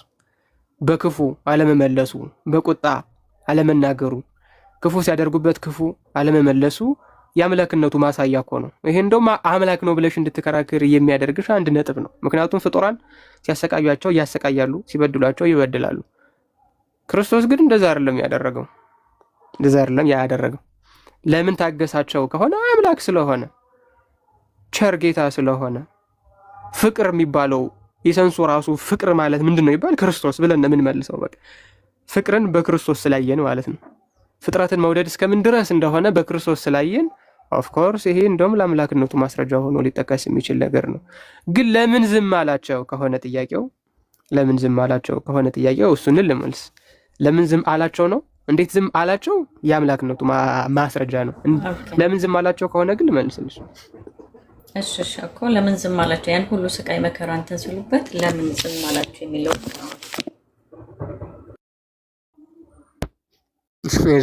እፎይ ሀሳብ አለ ወይ? ሳልመልስ ወደ ሌላ ሳልሄድ እፎይ ሀሳብ ካለ እኔ ብቻ እንዳልወራ ቀጥል። ፉቲ ችግር የለውም ሄድና ጨምራለኝ። ኦኬ እሺ። ዝም ማለት ክርስቶስ በመስቀል ላይ 7 ቃላት ተናግሯል። ከነዛ ቃላት መካከል አንደኛው አባት ሆይ የሚያደርጉትን አያውቁምና ይቅር በላቸው የሚል ነው። ሁለተኛው ተፈጸመ የሚሉ ናቸው። እነዚህ ሁለቱ መሰረታዊያን ቃላት በደንብ ሊታሰቡባቸው ይገባል። አምላኬ አምላኬ ስለምን ተውከኝ ይህንንም ቃል ተናግሯል። ይሄ አሁን ክርስቶስ ዝም አለ ሲባል ቶታል ዝምታ አይደለም ያለው። አለማጥፋቱን፣ እነሱን አለመግደሉን፣ አለመደምሰሱን ከሆነ ዝምታ የሚባለው we can talk about it። አልተናገረም ከሆነ ግን ኖ ተናግሯል። 7 ቃላትን ተናግሯል። ከነዛ መካከል አሁን 3ቱ እጅግ በጣም መሰረታዊያን ናቸው። አንደኛው እንኳን ጥያቄ አድርገው እንዳያጭበረብሩ ስለፈራሁ ነው እየጠቀስኩት። ለምሳሌ አምላኬ አምላኬ ስለምን ተውከኝ የሚለው ከየት የመጣ ነው ከተባለ ክርስቶስ ተሰቅሎ እያለ አይሁዳውያንና ጸሐፍት ፈሪሳውያን ያላግጡበት ነበር። አምላክ ከሆነ ለምን ከመስቀሉ ማይወርድ? ይሄም አንደኛው ተራ ፍጡር ቢሆን ነው እንጂ እያሉ ያላግጡ ስለነበረ ክርስቶስ ያደረገው ምንድነው? መዝሙር 22 ላይ ተመልሳችሁ ሄዳችሁ ብታዩ አምላኬ አምላኬ ለምን ሀደገን የሚለው አምላኬ አምላኬ ስለምን ተውከኝ። ይሄንን እያይሽ ብትመለከሺ እንዳለ መዝሙር 22 ስለ ክርስቶስ ስቅለት የሚያወራ ነው። ስለዚህ የሰቀላችሁት እንደው ተራ ሰው ሳይሆን በዳዊት ትንቢት የተነገረለት መሲሁ እኔ ነኝ አምላካችሁ እኔ ነኝ እያላቸው ነው። አምላኬ አምላኬ ስለምን ተውከኝ ሲል እንጂ እሱ አምላክ ኖሮት ወደ አምላኩ እየጸለየ ምናምን አይደለም። ማስረጃ ነፍሴን ራሴ አኖራታለሁ እንጂ ከጄ የሚነጥቀኝ ማንም የለም ብሎ በዮሐንስ ወንጌል 16 ላይ ተናግሯል። ማን? ክርስቶስ ራሱ። ስለዚህ መሰቀሉ ምንድን ነው? ፈቃደኝነት ነው አንደኛ። ሁለተኛ የሰው ልጅ የሚከብርበት ነው። የሰው ልጅ የሚድንበት ነው። ክርስቶስ ካልሞተ ሞት አይሞትም። ክርስቶስ ካልሞተ ሞት ስለማይሞት ክርስቶስ የኛን ስጋ ለብሶ የኛን ባህሪ ይዞ ሞታችንን ሞቶ ሞትን ስላጠፋትና እስከምን ድረስ ሊሄድ እንደሚችል ማሳያ ነው።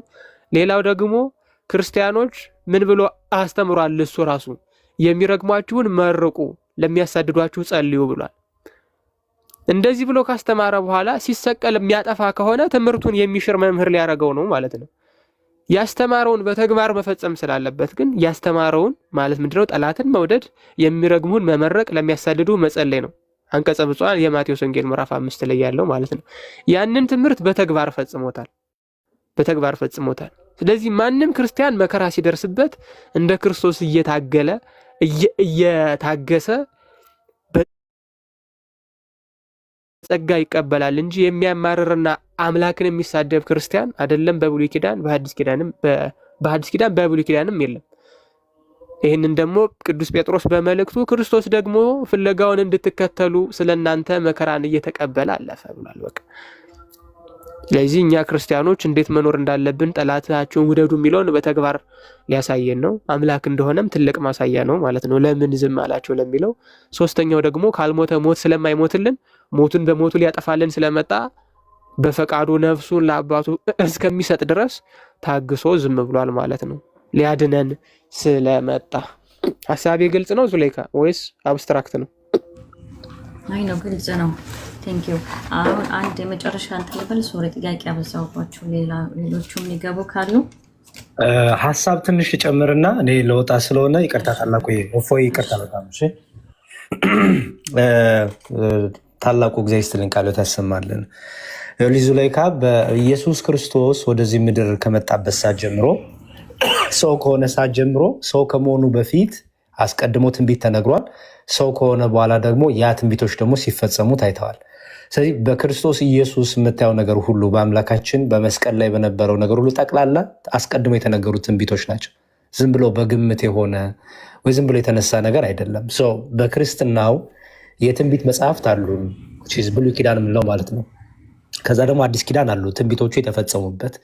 ስለዚህ የኢየሱስ ክርስቶስ መምጣት በመስቀል ላይ የነበረው በቀራንዮ ላይ የነበረው ከጌታ ከራሱን በፈቃዱ አሳልፈው ከሰጠ በኋላ ከሰቀሉት በኋላ መነሳቱ፣ እነዚህ ሁሉ ከመጠመቁም ጭምር ከመወለዱም ጭምር ትንቢት ተነግሯል።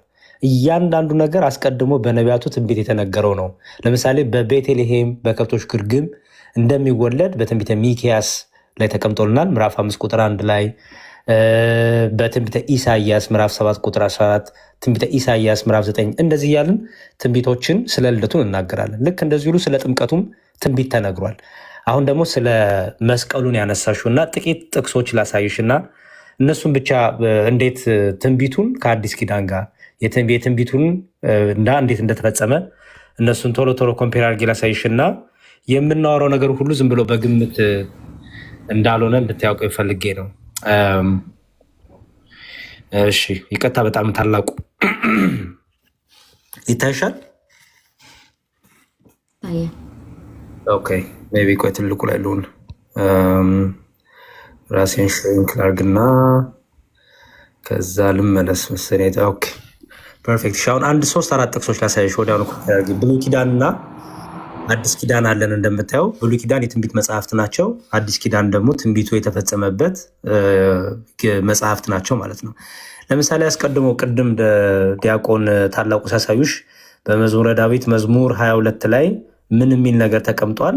መዝሙረ ዳዊት መዝሙር 22ን ስታነቢ ለምሳሌ ይኸውልሽ፣ አምላኬ አምላኬ ለምን ተውኸኝ? እኔን ከማዳን ከጩኸቴ ቃል ሩቅ ነህ። ይሄ የዳዊት ነብዩ ዳዊት በትንቢት ሆኖ የተናገረው ነው። ኢየሱስ ክርስቶስ በመስቀል ላይ ሆኖ ይህንን የአዳምና የልጆቹን ጩኸት ያንን ቅድም ዲያቆን እንዳስረዱሽ ከዚህ የተነሳ ይህን ቃል ደግሞ ተናገረው ማለት ነው። ማቴዎስ ወንጌል ላይ ይሄንን አምላኬ አምላኬ ለምን ተውከኝ የሚለውን እኔ ሌሎችም ለምሳሌ በእግዚአብሔር ተማመነ እርሱም ያድነው ቢወድስ ያድነው፣ የሚያዩኝ ሁሉ ይላገዱብኛል፣ ራሳቸውንም እየነቀነቁ በከንፈሮቻቸው እንዲህ ይላሉ፣ በእግዚአብሔር ተማመነ እርሱንም ያድነው ቢወድስ ያድነው እያሉ የሚለውን ዳዊት የተናገረውን ይሄንን በአዲስ ኪዳን ማቴዎስ ወንጌል ላይ ሄጄ ማቴዎስ ወንጌል ምዕራፍ 27 ከቁጥር 29 እስከ 30 እንደዚህ ላለው እስከ 31 ከእሾህ አክሊል ጎንጉነው በራሱ ላይ በቀኝ እጁም መቃኖሩ በፊቱም ተንበርክከው የአይሁድ ንጉሥ ሆይ ሰላም ለአንተ ይሁን እያሉ ዘበቱበት፣ ተፉበትም፣ መቃውንም ይዘው ራሱን መቱት። ከዘበቱበትም በኋላ ቀዩን ልብስ ገፈፉት፣ ልብሱንም አለበሱት፣ ሊሰቅሉትም ወሰዱት ይላል። ይህንን ኦልሬዲ አስቀድሞ ይህ በክርስቶስ ላይ ይሆን ዘንድ ትንቢት እንደነበረ መዝሙረ ዳዊት ላይ መዝሙር 22 ከቁጥር 6 እስከ 8 አሳዮሽ። እንዲሁም ደግሞ ማቴዎስ ወንጌል ላይ ደግሞ ትንቢቱ እንዴት እንደተፈጸመ አሳዮሽ። ማርቆስ ወንጌል ላይም የማርቆስ ወንጌል ምዕራፍ 15 ላይም ከ17 እስከ 20 ይኸው ቀይ ልብስም አለበሱት፣ የእሾህ አክሊልም ጎንጉነው ደፉበት፣ የአይሁድ ንጉሥ ሆይ ሰላም ለአንተ ይሁን እያሉ እጅ ይነሱት ጀመር፣ ራሱንም በመቃ መቱት፣ ተፉበትም። ከተዘባበቱም በኋላ ቀይ ልብሱን ገፈፉት ይላል።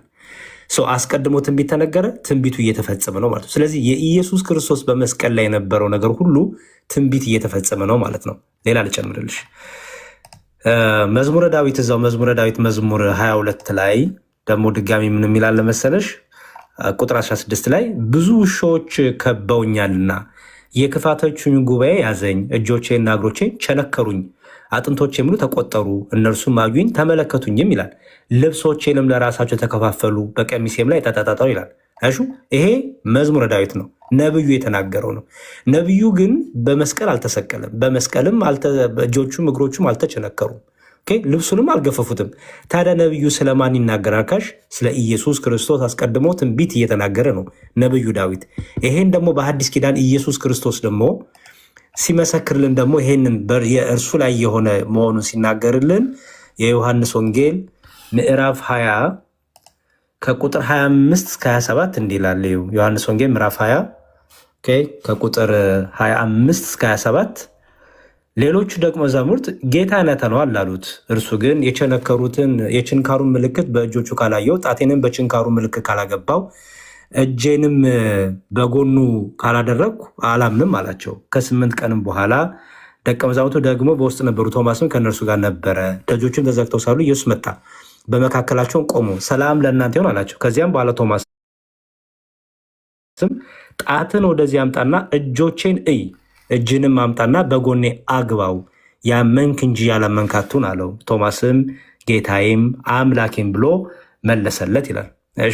መቸንከሩን ሁሉ ይሄን ለቶማስ የነገረበት ነው። እዛው ደግሞ ሜላ መሰለሽ እዛው የዮሐንስ ወንጌል ላይ ልመለስና ምዕራፍ 19 ላይ እንዲህ ይላል። ይኸው እዚህ ጋር ቁጥር 23 ላይ ጭፍሮችም ኢየሱስን በሰቀሉበት ጊዜ ልብሶቹን ወስደው ለእያንዳንዱ ጭፍራ አንድ ክፍል ሆኖ በ4 ክፍል ከፋፈሉት። እጀ ጠባቡንም ደግሞ ወሰዱ። እጀ ጠባቡም ከላይ ጀምሮ ወጥ ሆኖ የተሰራ ነበር እንጂ የተሰፋ አልነበረም። ስለዚህም እርስ በእርሳቸው ለማን እንዲሆን በእርሱ ዕጣ እንጣጣልበት እንጂ አንቅደደው ተባባሉ። ይህም ይላል እዚህ ጋር ይህም ልብሴን እርስ በእርሳቸው ተከፋፈሉ፣ በእጀ ጠባቤም ዕጣ ተጣጣሉበት የሚለው የመጽሐፍ ቃል ይፈጸም ዘንድ ነው ይላል። ቅድም ያነበብኩልሽ መዝሙረ ዳዊት መዝሙር 22 ቁጥር 16 ላይ ነብዩ የተናገረው ስለ ኢየሱስ ክርስቶስ ስለሆነ ክርስቶስ ምን አለ? ልብሴንም እርስ በርሳቸው ተከፋፈሉ፣ በእጀ ጠባቤም ዕጣ ተጣጣሉበት የሚለው የመጽሐፍ ቃል ይፈጸም ዘንድ ነው ይላል። ስለዚህ በመስቀል ላይ የነበረው በዛ በዓርብ ዕለት የነበረው ነገር ሁሉ ትንቢት እየተፈጸመ ነው። ደግሞ ቸርነቱንም ምሕረቱንም ይቅርታውንም ደግሞ እያደረገላቸው ነው። ግን ደግሞ ትንቢቱን ደግሞ እየተፈጸመ እንደሆነ እንድታቂ ነው። ሜይ ቢ አንድ የመጨረሻ ላሳይና ወደ እፎይ ወይም ወደ ታላቁ ልክ መልስሻለሁ ማለት ነው። ሌላው ትንቢተ ኢሳያስ አሁን ያሳየሽ የዳዊትን ነው። ጥቂት ትንቢት ነው ያሳየሽ፣ ብዙ ትንቢት አለው። ሌላ ነቢይ ደግሞ ላምጣ። ትልቁ ነቢይ ዋና ነቢይ ከሚባሉት አንዱ ኢሳያስ ነው። በዚህ በትንቢተ ኢሳያስ ላይ ምዕራፍ 53 ትንቢተ ኢሳያስ ምዕራፍ 53 ቁጥር 7 ላይ እንዲህ ይላል፣ እኛ ሁላችን እርሱ ግን ስለ መታለፋችን ቆሰለ፣ ስለ በደላችንም ደቀቀ። የድኅነታችን ተግሣጽ በእርሱ ላይ ነበር፣ በእርሱም ቁስል እኛ ተፈወስን።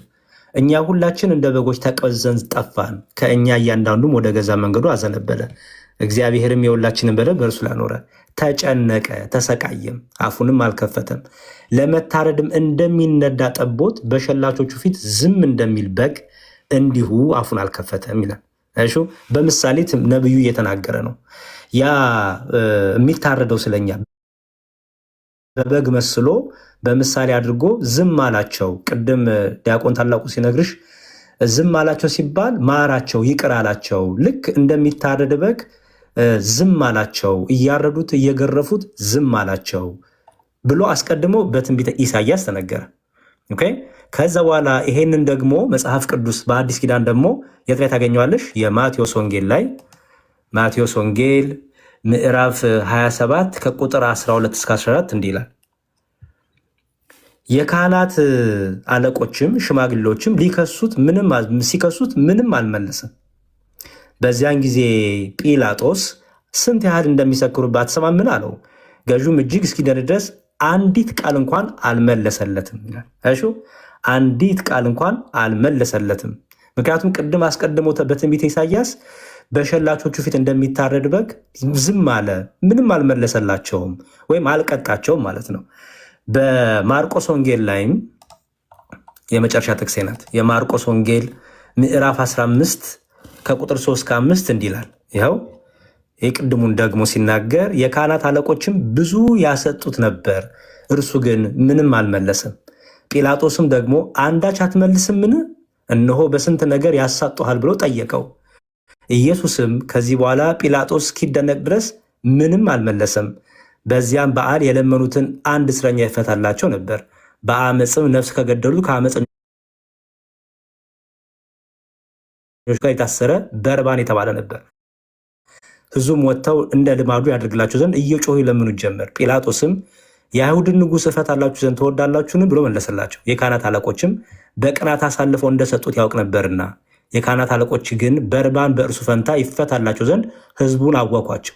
ጲላጦስ ዳግመኛ መለሰ፣ እንግዲህ የአይሁድ ንጉሥ የምትሉትን ምን ላድርገው ትወዳላችሁ አላቸው።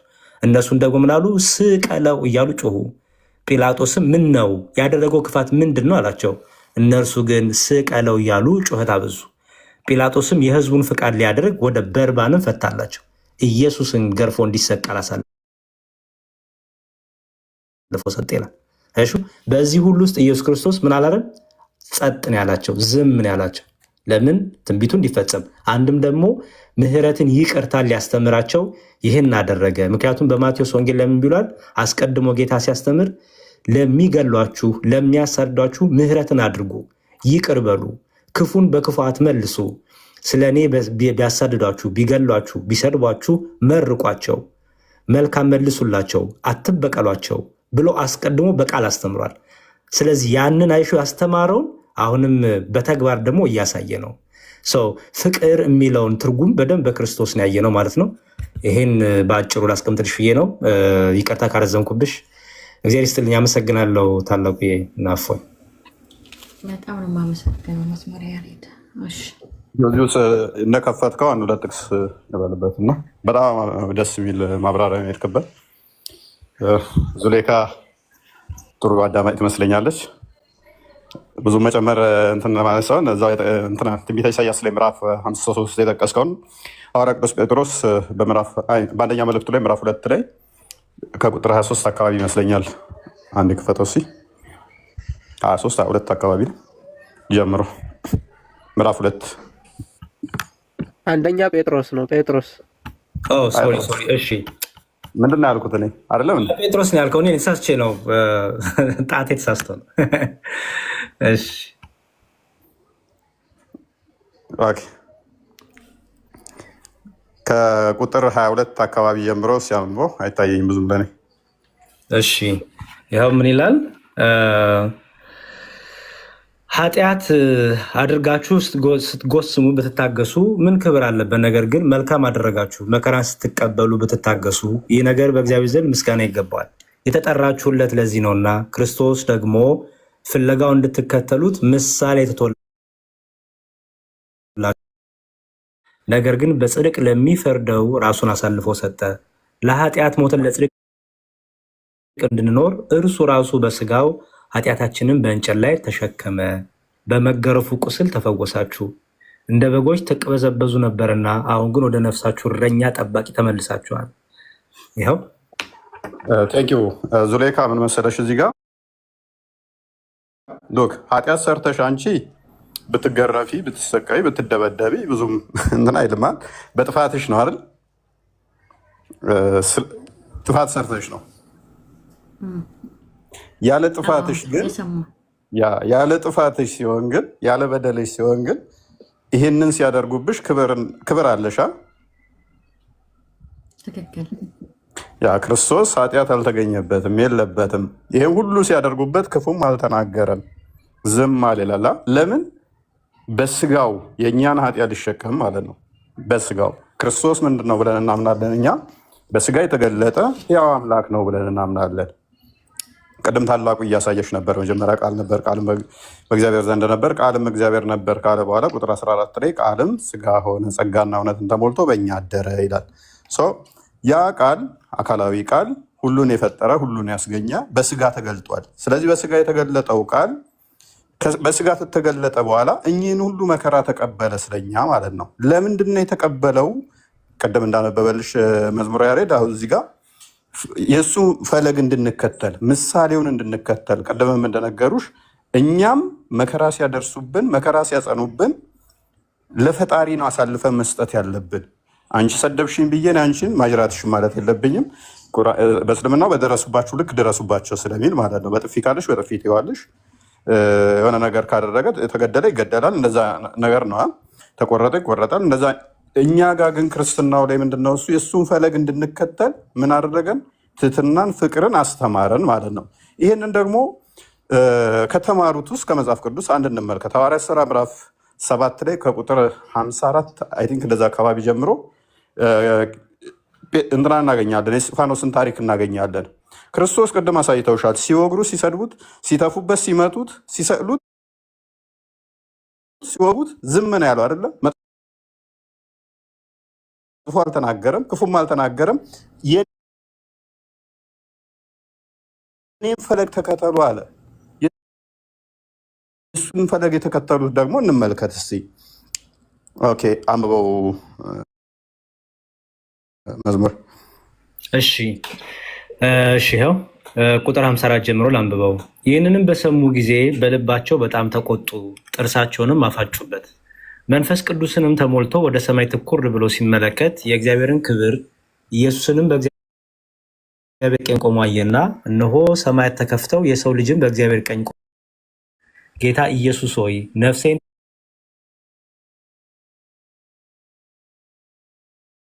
ተቀበል ብሎ ሲጣራ ይወጉት ነበር። ተንበርክኮም ጌታ ሆይ ይህን ኃጢአት አትቁጠርባቸው ብሎ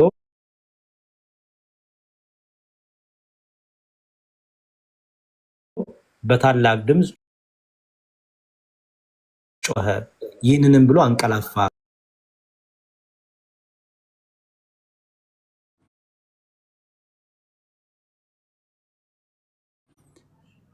አንደኛ ጴጥሮስ ላይ ቅድም እንዳየነው ደግሞ በፍርድ በጽድቅ ለሚፈርድ ራሱን አልተሳደበም፣ አሳልፎ ሰጠ ይላል። እዚህ ጋር እስጢፋኖስ ለማን ሲሰጥ እናገኘዋለን? ራሱን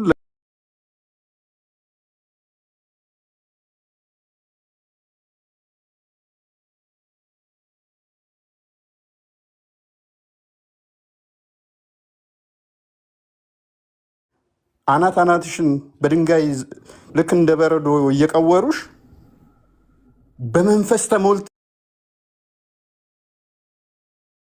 ሐሴት እያደረግሽ ይቅር በላቸው፣ እኔ ላይ በሚያደርጉት ኃጢአት አታደርግባቸው፣ እንዲህ እየወገሩሽ ማለት ነው። ከክርስቶስ የተማረውን ተግባራዊ ሲያደርገው ታገኘዋለሽ። መጽሐፍ ቅዱስ ላይ ከኔ ተማሩ ስላለ ማለት ነው። ምሳሌ ሊተውልን ስለሄደ ማለት ነው። ይሄ ፍቅር ነው። አንቺ ያው ለምወጂው ሰው በጣም ለምትወጂው ለእናትሽ ወይም ለፍቅረኛሽ ቢመታሽ ቢሰርብሽ ብትታገሺ ብዙም ሰው ላይ ደንቀው ይችላል። ዙሌይካ እኮ በጣም ስለምትወዳት ነው እናቷን፣ አባቷን በጣም ስለምታፈቅር ነው፣ ስለምትወድ ነው፣ ፍቅረኛዋንም በጣም ስለምወድ እያጉላላትም ትኖራለች ተብሎ እዚህ ስማች ቦታ ላይ ይሰጠው ይችላል። በጣም ጠላት ላልሹ ግን ፍቅረኛሽ ላልሆነ እናት አባትሽ ያልሆነ ግን በደል እያደረሰብሽ መታገስ ከባድ ነው አይደለም? ይሄ ፍቅር ነው። ክርስቶስ ፍቅር ነው። እግዚአብሔር ፍቅር ነው። አንደኛ ዮሐንስ ላይ ምዕራፍ 4 ቁጥር 8 እንዲሁም ደግሞ አንደኛ ዮሐንስ ምዕራፍ 4 ቁጥር 16 ላይ 4ኛው ምዕራፍ ማለት ነው።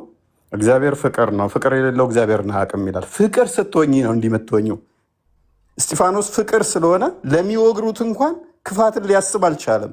ምክንያቱም የተሞላው እርኩስ መንፈስ ሳይሆን እንደ እስልምናው በእያንዳንዱ ሙስሊም ሰው ውስጥ ሴጣን በደም ውስጥ ይዞራል ነው የሚለው። እዚህ ጋር ባነበብነው ላይ ግን በመንፈስ ቅዱስ ተሞላ ነው የሚለው፣ በእርኩስ መንፈስ አይደለም። በመንፈስ ቅዱስ ስትሞይ የምታስቢው ምንድን ነው የምታደርጊው? ጠላቶችሽን ራሱ ያሳዝኑሻል። እየወገሩሽ፣ እየደበደቡሽ፣ እየገደሉሽ አለማወቃቸው ያሳዝንሻል። ለዚህ ነው ጌታችን በዮሐንስ ወንጌል ምዕራፍ 16 ላይ ከምኩራብ ያወጧቸዋል፣ ከዚህ በላይ የሚገድሏችሁ ጊዜ ይመጣል፣ ይህንም የሚያደርጉት እኔንና አብን ስላላወቁ ነው ይላል። አለማወቃቸው ነው መሀይምነታቸው አንቺን እንዲገሉ ያደረጋቸው። ሜቢ እነሱ አምላካቸውን ያገለገሉ መስሏቸው ሊሆን ይችላል። አንቺ በዛን ሰዓት በእግዚአብሔር መንፈስ ስትነኪ ያ መንፈስ ቅዱስ የትህትና የፍቅር ስለሆነ መጥፎ እንድታደርጊ መጥፎ እንድታስቢ አያደርግሽም። ለጠላቶችሽ እንኳን ፍቅር እንድትሆኝ ያደርግሻል። ለዚህ ነው እኛ ጠላቶች ሳለን ሮሜ ምዕራፍ 5 አንድ ክፈትልኝ ቁጥር 6 ላይ ክርስቶስ ራሱ አዘጋጅቼልህ የነበረው አዘጋጅተው ነበር። ከቁጥር 6 ጀምሮ ይመስለኛል። ሮሜ 5 ከቁጥር 6 ገና ደካሞች ሳለን ክርስቶስ ዘመኑ ሲደርስ ስለ ኃጢአተኞች ሞቷልና፣ ስለ ጻድቅ የሚሞት በጭንቅ ይገኝናል፣ ስለ ቸር ሰው ግን ሊሞት እንኳን የሚደፍር ምናልባት ይገኝ ይሆናል። ነገር ግን ገና ኃጢአተኞች ሳለን ክርስቶስ ስለ እኛ ሞቷልና እግዚአብሔር ለእኛ ያለውን የራሱን ፍቅር ያስረዳናል። ይልቁን እንግዲህ አሁን በደሙ ከጸደቅን በእርሱ ከቁጣው እንድናለን። ጠላቶቹ ሳለን ከእግዚአብሔር ጋር በልጁ ሞት ከታረቅን ይልቁንም ከታረቅን በኋላ በሕይወቱ እንድናለን። እቀጥል። በቃ ታንኪዩ። አየሽ፣ በጣም ለውወጁ ሰው ነፍስሽን አሳልፈሽ ልትሰጪ ትችያለሽ። በጣም ለውወጁ ምናልባት ነው እሱ ነው። ለጠላትሽ ግን አሳልፈሽ ነፍስሽን ትሰጫለሽ? አየሽ፣ እኛ ጠላት ሳለን ነው እግዚአብሔርን አንሰማም። ክርስቶስ ለምንድን ነው የመጣው? ውድቀቱንም በዛው እንድታስቢው። አንፈልግም አንሰማም ብሎ የሰው ልጅ ከእግዚአብሔር ተለይቶ የእግዚአብሔርን ቃል አፍርሶ የሴጣንን ቃል ዘፍጥረት ምዕራፍ 3 ላይ የሴጣንን ቃል ሰምቶ ከእግዚአብሔር ተለይቶ ነበረ የሰው ልጅ ማለት ነው። ተለየ ነው፣ ሻሸ ነው፣ ራቅ ነው። ከእግዚአብሔር ቃል ይልቅ የሰው ልጅ የሴጣንን ቃል ሰማ ማለት ነው። ቃሉን ቢሰሙ ኖሮ ዮሐንስ ወንጌል ምዕራፍ 8 ቁጥር 52 እንደሚናገር ለዘላለም ይኖሩ ነበረ። ቃሉን መስማት ስላልቻሉ የሴጣን ባሪያ ሆኑ፣ ሞት ነገሰባቸው፣ ሞት ሰለጠነባቸው። እግዚአብሔር ግን ዳኛ ነው። እንደ ዳኝነቱ ሞትን ፍርድ አመጣባቸው። ፍቅር ነው። እንደ ፍቅርነቱ ደግሞ ሞተው እንዲቀሩ አልፈለገም። ራሱ በስጋ ተገልጦ ይቅር አላቸው። ያንን እንድታስቢው ነው። ስለዚህ ክርስቶስ አንድም ትንቢት ሊፈጽም ነው መከራን የተቀበለው፣ አንድም ቤዛነት ግዴታ ስለሆነ ነው። በቤዛነት ላይ ደም ሳይፈስ ስርየት የለምና የግዴታ መሰቀል ነበረበት። ከዛ አንጻር ነው ሞት እንዲሻር። አንድም ምሳሌ ለእኛ ትቶልን ሊሄድ ነው፣ እኛ እንደዛ እንድንከተል። ኦኬ፣ እሺ። የእውነት በጣም ነው የማመሰግነው። ማለት ካልደከማችሁ አንድ ብቻ እንጠይቅና ልውረት አንድ ኦኬ፣ እሺ፣ ትጠይቂያለሽ። አንዲት ነገር ግን ባሳይሽ ደስ ይለኛል፣ ለማነጻጸር እንዲጠቅምሽ ብቻ ነው። ሰሂህ ቡኻሪ ነው እንደምትመለከተው፣ ቁጥሩን በደንብ ያያዡ 5686 ሰሂሁል ቡኻሪ 5686። እሺ the climate of Medina did not suit some people, so the prophet ordered them to follow his shepherd. በግና ግመሎቹን እንዲጠብቁ ያዛቸዋል ማለት ነው። so they follow the shepherd that is the camel and drank their milk and urine till their bodies become healthy. እሱ እንዲጠብቁ ያዘዛቸውን በጎችንና ግመሎቹን ሽንታቸውንና ወተታቸውን ጠጡበት። እረኞቹ ማለት ነው። ጠብቁ ብሎ ያዘዛቸው ሰዎች ነበሩ። እነዛ ሰዎች መሐመድ ጠብቁ ብሎ የሰጣቸውን በጎቹንና ካሜሎቹን ወተቱን ጠጡበት ማለት ነው። then they killed the shepherd and drove away the camels. ከዛ ደግሞ ምንድነው ያደረጉት? ጠባቂዎቹን በግ የሚጠብቁትን ገደሉ፣ ግመሎቹንም አስወጧቸው ማለት ነው። ከዛ ይሄ ነገር ነብዩ ጋር ደረሰ። when the news reached the prophet ይሄ ዜና በጎቹ እንደተገደሉና ማን ነው የበጎቹ እረኞች እንደተገደሉ ወተታቸው እንደተጠጣ ሲደርስበት he sent some people in their pursuit እነዚህን ሰዎች እንዲያገኙ ሰዎችን ላከ ማለት ነው። when they were brought እነዛን ሰዎች ይዘውለት መጡ። ይሄ ወተቱን እየጠጡበትን ምናምን ማለት ነው። he cut their hands ይላል እጃቸውን ቆረጠው and feet እግራቸውንም ቆረጠው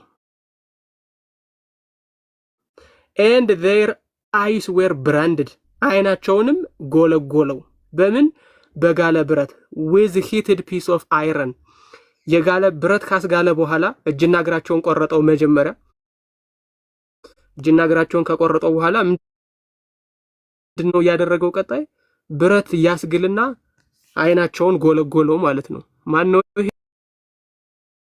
ይሄን የሚጎለጉል ነው? ሁለቱ የትኛው ነው ላንቺ ምሳሌ ሊሆን የሚችለው? ይሄንን በንጹህ ህሊና ሆነሽ አስቢው አንቺ ራስሽ ስለዚህ እንድትሰጪኝ ሳይሆን ህይወቴ ከማን ጋር ነው የሚቀጥለው? ከሰላም አምላክ ከክርስቶስ ጋር ወይስ ግመል ወተት ተጠጣብኝ ብሎ በጋለ ብረት አይን ከሚጎለጉል ጋር?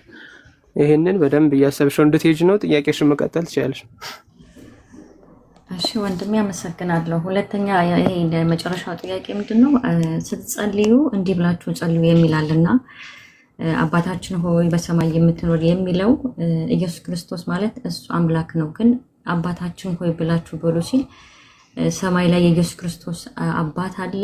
አባቱስ ማን ነው የሚለው ማለት እስኪ ስለሱ አባታችን ሆይ ብሎ የሚል አለ። ረዘም ያለ የጸሎት እንትን አለና እስኪ ስለሱ እስኪ ንገሩ። እፎይ ትቀጥላለህ ወይስ ትንሽ ልሄድና ላንተ ልስጥ? እፉ ቀጥል። እሺ እኔን አሰናብቶኝ። ይቅርታ በጣም ታላቁ እፎይ ሌሊት ነው ሊነጋብኝ ነው። እሺ ችግር የለም እስክጨርሽ ብዬ ነው። እሺ ዙሌይካ በርቺ። እሺ አሪፍ ነው በጣም መርምሪ። በተለይ ከራሱ የክርስትናን ትምህርት ከራሳቸው ከክርስቲያኖች መስማት እንዴት ነው የሚረዱት? መጽሐፋቸው እንዴት ነው የሚፈቱት? እንዴት ነው የሚተረጉሙት? እንዴት ነው አምልኮቸው? እንዴት ነው ትምህርታቸው? ነገረ ክርስቶስ እንዴት ነው የሚያስተምሩት የሚለውን ከኛው ከክርስቲያኖቹ መስማት ጥሩ እውቀት ይሰጥሻል ብዬ አምናለሁ። እና በርቺ፣ ጠይቂ፣ አንብቢ። እኔ በጣም ኢንከሬጅ አደርጋለሁ የሚመረምር ሰው በርቺ። እና ጥሩ ደግሞ ታላቁ ምፎኝ በጣም እዚህ ያሉት እነ ቆስጠንጢኖስን እየመጣሽ ጥያቄዎችን ሁሉ ማቅረብ ትችላለሽ። ምንም ሳትፈሪ፣ ምንም ሳትሸማቀቂ ማቅረብ ትችላለሽ። እኛም ደግሞ እግዚአብሔር በረዳን አቅም እንመልስልሻለን። ያልቻለው ነገር ካለ ደግሞ ጠይቀን መተን አብረን እንማራለን ማለት ነው። እና በርቺ ለማለት ነው። ላይ ኦኬ እሺ፣ ቴንክ ዩ ወንድሜ አመሰግናለሁ። እሺ ዲያቆን ደህና ዋሉ። እንግዲህ እፎይ ሁላችሁንም እሺ ያሬድ በራቱን ይላክልህ። አሜን አሜን አሜን። እሺ እሺ ዙሌይካ ክርስቶስስ በሰማይ አባት አለ ወይ ለሚለው ጥያቄሽ ምናልባት ያ ነው አይደለ? ጥያቄሽ ክርስቶስ አባት አለ ወይ ነው አይደለ ጥያቄው?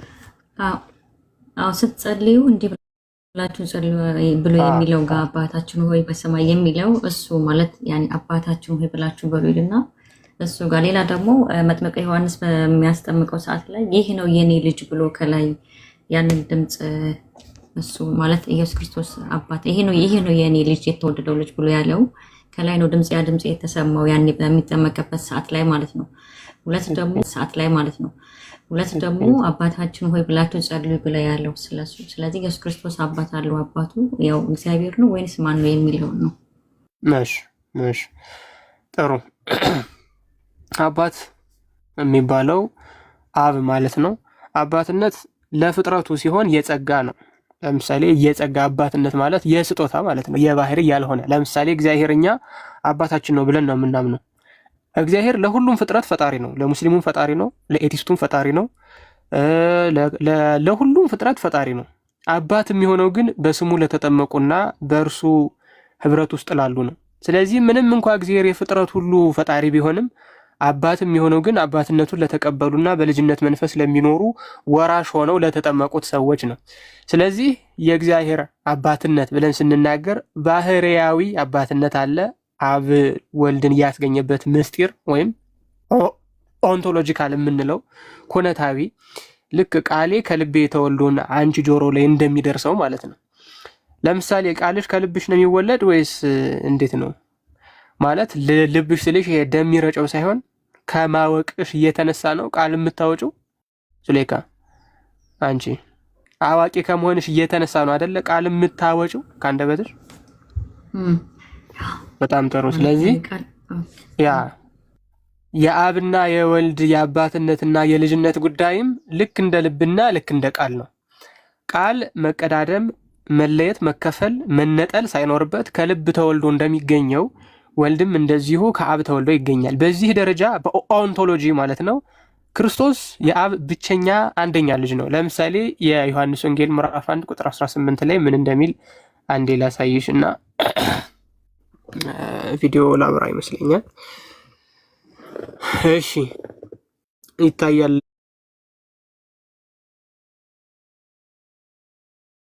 ብዬ ተስፋ አደርጋለሁ። መቼም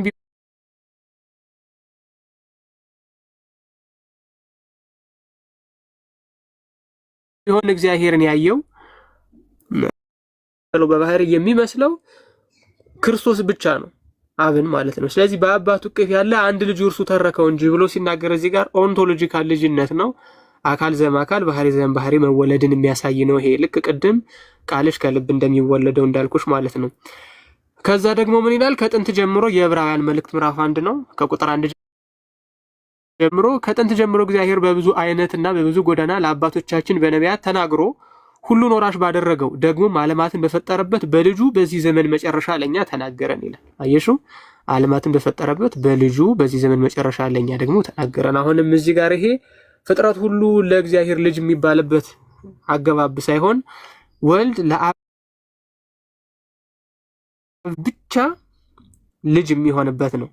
ከዚህ ውጪ ግን ፍጥረት በሙሉ ለእግዚአብሔር ልጅ ተብሎ ይነገርላቸዋል። ለምሳሌ ዘዳግም 32:6 ላይ ልውሰድሽ። ፍጥረት በሙሉ የእግዚአብሔር ልጆች ተብለው ይነገርላቸዋል። እስራኤልም ቢሆን የእግዚአብሔር ልጆች ናቸው። እሺ ለእግዚአብሔር ይህን ትመልሳለህን ይላል። ለእግዚአብሔር ይህንን ትመልሳለህ? የገዛህ አባትህ አይደለምን የፈጠረህና ያጸናህ እርሱ ነው ይላል። ስለዚህ አሁን ፍጥረት ሁሉ ለእግዚአብሔር ልጆች ናቸው ሲባል ወይም ደግሞ እግዚአብሔር ለፍጥረቱ ሁሉ አባት ነው ሲባል በምን ኮንቴክስት ነው? በመፍጠርና በማጽናት ነው። ወልድ ግን የአብ ልጅ ነው ሲባል ስለሚፈጥረውና ስለሚያጸናው ሳይሆን ኦንቶሎጂካሊ ልክ ቃል ከልብ እንደሚገኘው አካል ዘእምአካል ስለሚገኝ ነው። ልክ አሁን እኔ ቃሌን ወደ አንቺ ብልክ ቃሌን ካላከበርሽው እየተገኘበት ልቡን አለማክበር ነው ባጭሩ። አይደለም ሌላው ቀርቶ የንጉስ ደብዳቤ ብትቀዳድጂ ወይ ጠቅላይ ሚኒስትሩ የፈረመበትን ደብዳቤ ብትቀዳድጂ አላከበርሽም የምትበየው እየተገኘበትን ነው። ለምን? ያ የንጉሱ ፐርፌክት ሪፕሬዘንቴሽን ስለሆነ ማለት ነው። ስለዚህ ወልድ ለአብ ልጅ ነው ሲባል በፍጥረቱ አገባብ አይደለም፣ በመፍጠር አይደለም። ይሄንን ብቻ አይደለም። ትንቢተ ኢሳይያስ ምዕራፍ 63 ቁጥር 16 ላይ፣ ትንቢተ ሚልክያስ ምዕራፍ 2 ቁጥር 10 ላይ፣ ትንቢተ ኢሳይያስ ምዕራፍ 9 ቁጥር 6 ላይ እንደውም አንዱን ገልጬ ባሳይሽ ቶሎ ቶሎ የምሄደው ለምንድን ነው?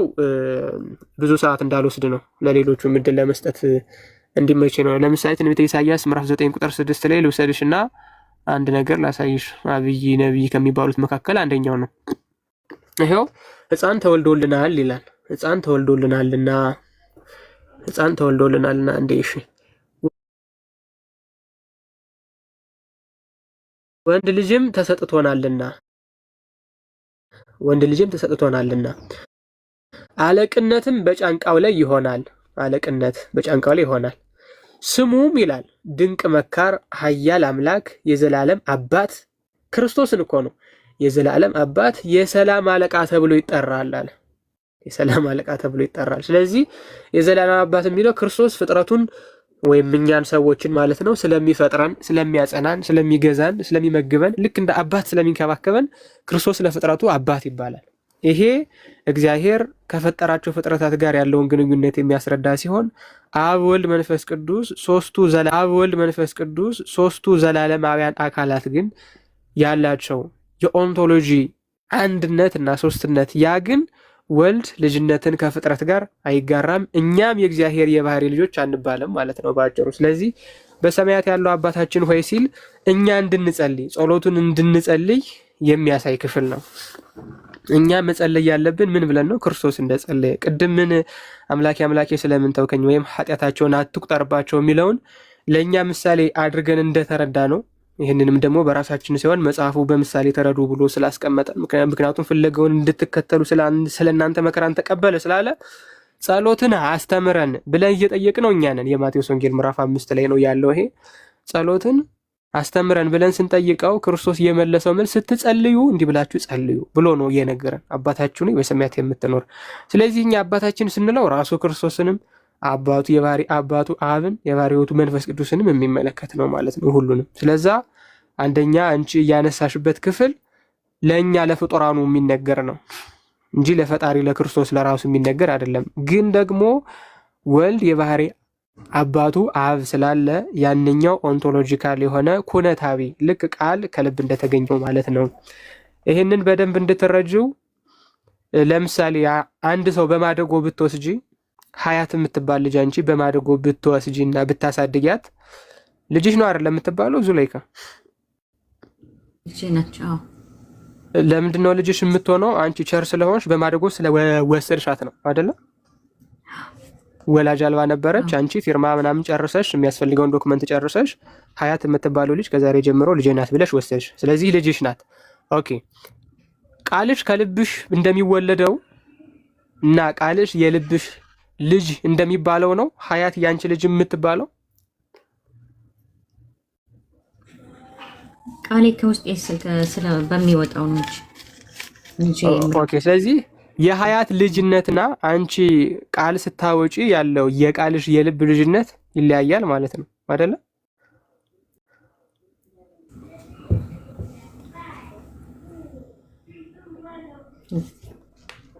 አልገባሽም? በደንብ ላስረዳሽ ማለት አሁን ኦኬ ከኔ የማወጣው ቃል ነው አይደለ? ማለት ልጄ ብዬ ስል አወጣውን ቃል ማለት ነው። አዎ ያ ማለት እሱ ቃልሽና ሀያት ተመሳሳይ ናቸው? ኖ ያማ አይመሳሰልም። ኤግዛክትሊ። ስለዚህ ክርስቶስ አባቴ ሲልና እኛ አባቴ ስንል ይለያያል። አብ ወልድን ልጄ ሲለውና ደግሞ እኛ ልጆች ሲለን ይለያያል። እኛ የማደጎ ልጆች ነን ብለሽ አስቢው። ክርስቶስ ወይም እግዚአብሔር በጸጋ ልጅ አድርጎ እየወሰደን ልክ በማደጎ እንደወሰድሽው ማለት ነው። ያንኛው ልብ ግን ቃልን ሲያስገኝ፣ ቃል ደግሞ ከልብ ሲገኝ ከልብ ሲወለድ ግን ያ የማደጎ ወይም የጸጋ ሳይሆን ባህሪያዊ ነው። ሰው በመሆኑ በልቡ ውስጥ ያለውን ኃይልና ማወቅ በቃሉ ነው የሚገልጸው። ስለዚህ ቃሉ የልብ ልጅ ነው ሲባልና ሀያት የዙሌይካ ልጅ ናት ሲባል ፈጽሞ እንደሚለያየው ክርስቶስ የአብ ልጅ ነው ማለትና ፍጥረቱ የአብ ልጆች ናቸው ማለት ፈጽሞ ይለያያል ማለት ነው። ምሳሌው ግልጽ ነው።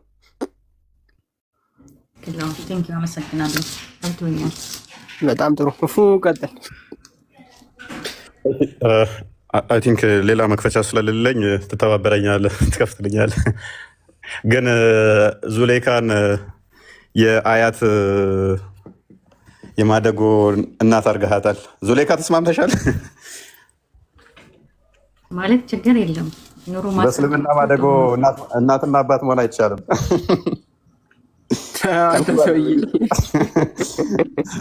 እዚሁ በምሳሌ አድርገህ ታከፍራታለህ እንዴ? ነብዩ የማንም የወንድ ልጅ አባት አይደለም ከሚለው ጋር በተያያዘ የዘይድን ሚስት ከወሰደበት በኋላ ከልክሏል። ይሄንን ኤኔስ ጤናማ ነው አስተምሮ እናት አባት የሌላቸውን እንትን መሆን ከልክሎታል። ኤኒዌይስ ግን ምንድነው እሱ ዙሌይካ አንዴ ማይክሽን አንሹና አንድ ጥያቄ ልጠይቅሽ። አላህ በሁን ቃሉ ፈጥሮሻል አይደል? አዎ። ኦኬ አንቺ ቁርአን እሳ የሁን ቃሉ ነው ወይንስ ሁን ነው? ያ ቃሉ ነው እንጂ ቃሉ ነው። ስለዚህ ፍጡር ነው እንዳንቺ ነው ቁርአን? ላ ያላህ ቃል ነው ቁርአን እንዳንቺ። ስለዚህ እንዳንቺ አይደለም፣ እንዳንቺ ግን አይደለም። ኦኬ ወረቀቱ ግን የተፈጠርሽው ባላህ ቃል ነው አይደለ? ባላህ። አዎ ቁርአን ያላ ቃል ነው። አንቺ ደግሞ የተፈጠርሽው ባላ ቃል ነው። ኦኬ ወረቀቱ ፍጡር ነው አይደለ? ያላ ቃል ነው እንጂ እንዴት ፍጡር ማለት? ወረቀቱ በጅብሪል መልክ አይደለ? ትክክል። ቃሉ ያላ ነው። ወረቀቱ ግን ፍጡር ነው። ወረቀቱ የተጻፈበት ወረቀቱ ትክክል። እሺ ቆንጆ። ስለዚህ አንቺ ባላ ቃል ነው የተፈጠርሽው። አንቺ ባላ ቃል የተፈጠርሽ ነሽ። ቁርአን ደግሞ ያላ ቃል ነው፣ ፍጡር አይደለም። መልካም። አንዴ መዝሙረ ዳዊት ምዕራፍ 33 ቁጥር 6 ክፈተውስ።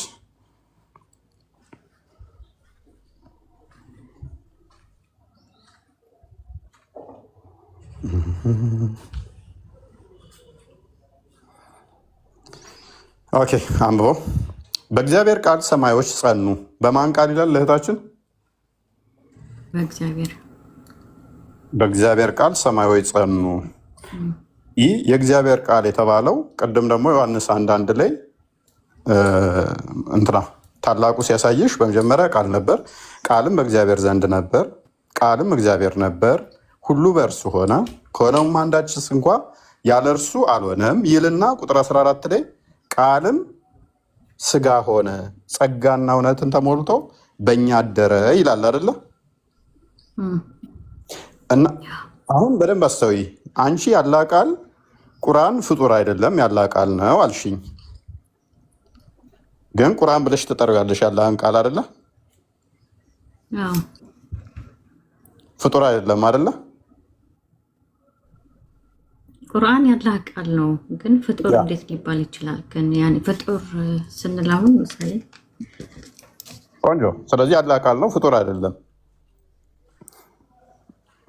ያላ ቃል ነው። ያላ ቃል ከሆነ ፍጡር አይደለም። ምክንያቱም ፍጥረታትን የሚፈጥር ነው። አሁን በመጽሐፍ ቅዱስም እንዳየ ነው አይደለ? ስለዚህ እንደዚህ ከሆነ እኛ ደግሞ ምን እናምናለን መሰለሽ? እግዚአብሔር ቃል አለው። ያ ቃል ደግሞ አካላዊ ነው። ቃሉ አካላዊ ነው። ያ አካላዊ ቃል ደግሞ በስጋ ተገለጠ፣ እርሱም ክርስቶስ ነው ብለን እናምናለን። እናንተ ቁርአን ብላችሁ ታምኑታላችሁ ያላህን ቃል።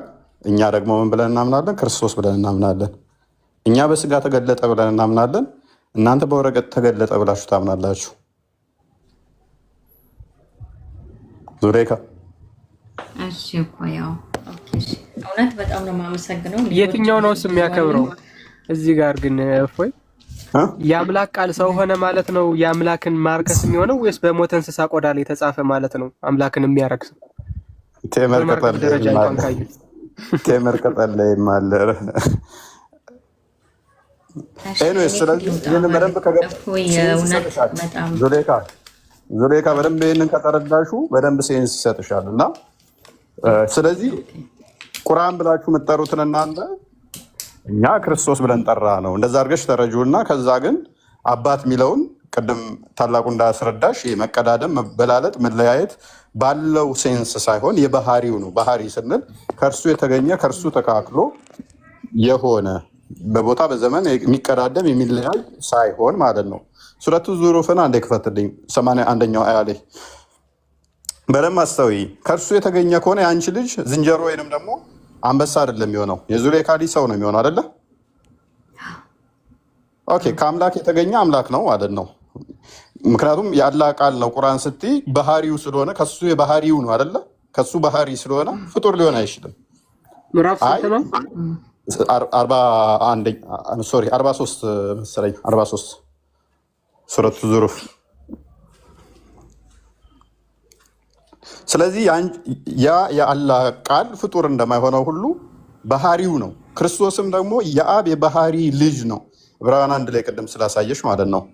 የባህሪ ልጅ የጸጋ ሳይሆን የባህሪ መፍጠር የሚችል ከአብ የተካከለ አንዲት ፍቃድ፣ አንዲት ስልጣን፣ አንዲት አገዛዝ ያላቸው ማለት ነው። ኦኬ እንደዚህ ይላል ሱረቱ ዙሩፍ 81ኛው አያ ላይ 81 እሺ ያው ለአራህማን ልጅ የለውም እንጂ ቢኖረው እኔ ከተገዢዎች የመጀመሪያው ነኝ በላቸው ይል። አራህማን አላህ ነው አይደለ? ዙሬካ አዎ ኦኬ ልጅ ቢኖረው ከተገዢዎቹ የመጀመሪያ ነኝ በለው ሙሐመድን ይለዋል። አላህ ልጅ ቢኖረው ከተገዢዎቹ መሐመድ የመጀመሪያው ነበር ይሆን ነበር አይደል? ተገዢው ይሆን ነበር ነው አይደል? እሺ አራማን ልጅ ቢኖረው መሐመድ ሊገዛው የሚችለው ልጁ ፍጡር ቢሆን ነው ወይንስ ፈጣሪ ቢሆን ነው? መሐመድ ምን ቢሆን መሐመድ የአራማንን ልጅ ሊገዛ የሚችለው የአራማን ልጅ ምን ቢሆን ነው? ፍጡር ቢሆን ነው ወይንስ ፈጣሪ ቢሆን ነው? ሊገዛው የሚችለው ሊያመልከው የሚችለው ምን ቢሆን ነው? ማለት እዚህ ጋር አሁን ለመሐመድ ነው ለአላህ መመልሰው ፍጡር የሚለው ጋር ነብያቱ ሰለላሁ ዐለይሂ ወሰለም ፍጡር ናቸው። ግን ያ እሱ ነው ያልከው አላህ ልጅ ቢኖረው አለ ለመሐመድ እየነገራቸው ነው። ለመሐመድ እየነገረው ነው። አላህ ልጅ ቢኖረው የለውም፣ ግን ቢኖረው ኖሮ እኔ ለልጁ ተገዢ ነኝ፣ የተገዢዎች መጀመሪያ ነኝ በላቸው አለው። ለእናንተ ነው የሚነግራቸው አለ መሐመድ። ስለዚህ አራማን ልጅ ቢኖረው የተገዢዎች መጀመሪያ ነኝ በላቸው ይላል። መጥቶ መሐመድ ይህንን ክፍል ሲሰብካችሁ ምን ብሎ የሚሰብካችሁ? አላህ ልጅ ቢኖረው ኖሮ ሎክ አላህ ልጅ ቢኖረው የለውም እንጂ ቢኖረው ኖሮ እኔ ለልጁ ተገዢ ነኝ የመጀመሪያው ተገዢ ሆን ነበር እያለ ሲነግራችሁ ምን እያላችሁ ነው ማለት ነው? ልጁ ገዢ ነው አምላክ ነው እያለ ነው አይደለ? ቢኖረው ሰጥቶሻል። ትክክል። ኦኬ። ስለዚህ እኛ ደግሞ አምላካችን ቃሉን ልጅ ብለን ጠራ ነው። ቃሉ ደግሞ አካላዊ ነው። ስለዚህ ልጅ ብለን እንገዛዋለን። በቁርአኑም ሴንስ እንትን ከሄድን ትክክል ነን ማለት ነው አይደለ? ኦኬ። ስለዚህ እንደዛ ነው። አሁን ግን ይብቃኝ እኮ የእውነት በጣም ነው የማመሰግነው። ለመጀመሪያ ጊዜ ነው የትም ቤት ሂጄ አላውቅምና ማለት ጥያቄ ስላለብኝ ክርስቲያኖቹ እኔ ጋር ይመጣሉ፣ መጠይቃቸውን ይመልሱልኛል። ግን ይበልጥ ደግሞ ከእናንተ አንደበት መስማት እንፈልጌ ነው። ብዙ ጥያቄ አሉ፣ ግን ያው እመጣለሁ ሌላ ጊዜ። ዛሬ አንድ ብያለሁ፣ ኢንሻአላህ ትመልሱልኛላችሁ። በዚህ አጋጣሚ ደግሞ እፎይ ወንድሜ ያው እንደዚህ ሚዲያ ላይ ወጥቼ ሳይሆን ብቻ ለራሴ ሰድብ ያለው የሆነ ሰዓት ላይ ያው ይቅር በለኝ፣ ባለማወቅ ነው። ኧረ ችግር የለውም። እኔን ካልሰደብሽማ ሙስሊም አይደለሽም። ካልተራገምሽና ካልተሳደብሽ በውስጥ እንደሚመጡልሽ እያወቅሽ በውስጥ መጥተው ሊያሸማቅቁሽ ይሞክራሉ፣ ሊሰድቡሽ ይሞክራሉ። ማንንም እንዳትሰሚ። እኔ የትም ቤት አልሄድም፣ ኮሜንትም አላይም፣ ቴክስትም አልመልስም። ጥያቄ የተሰማኝ ጥያቄ ያው ቤቴም ያው ስለምታወቅ እጠይቃለሁ። ለምን እነፉ ያሉበት ቦታ ላይ አጠይቅም ብለው ስላሉኝ ነው። እዚህ መጥቼ ለመጠየቅ እመጣለሁ፣ ግን እፈራለሁ። ማለት የትም ቤት ሂጅ እንትን ብዬ ስለማለቅ በተቻለኝ አቅም ግን አነባለሁ እና ሳነብ እንደዚህ ጥያቄ የሆነብኝ ነገሮችን ነው እስኪ በቤቴ ላይ እንትን እምለው። ዛሬ ጀምሬያለሁ ወይም መዝሙር ያሬድም እንዲሁም ሁላችሁም በጣም ነው የማመሰግነው። እንግዲህ ካልሰለቻችሁኝ እየመጣሁ ጠይቃለሁ። ያው በደንብ ለጥያቄ መልስ አገኛለሁ ብዬ ተስፋ አደርጋለሁ፣ በክርስትናው ጋር ማለት ነው። እሺ እግዚአብሔር ይርዳሽ፣ በርቺ፣ ጸሎት አድርጊ። እኔ ሪከመንድ ማደርገው ከጥያቄው ምንም ባልተናነሰ የእኛ አምላክ የመገለጥ አምላክ ነው ብዬ አምናለሁ። በንጹህ ልብ ጠይቂው፣ ተገለጥልኝ በይው። ብዙዎቹ እንደሚገለጽላቸው ስለማምን በንጹህ ልብ ምን እያለኝ ነው እንዳትዪ፣ ተገለጥልኝ በይው፣ ምራኝ በይው። አለ ምልክት አልተውኳችሁም ስላለ ምልክት ይሰጥሻል። በርቺ። ኦኬ፣ በጣም ነው የማመሰግነው ወንድሜ። እሺ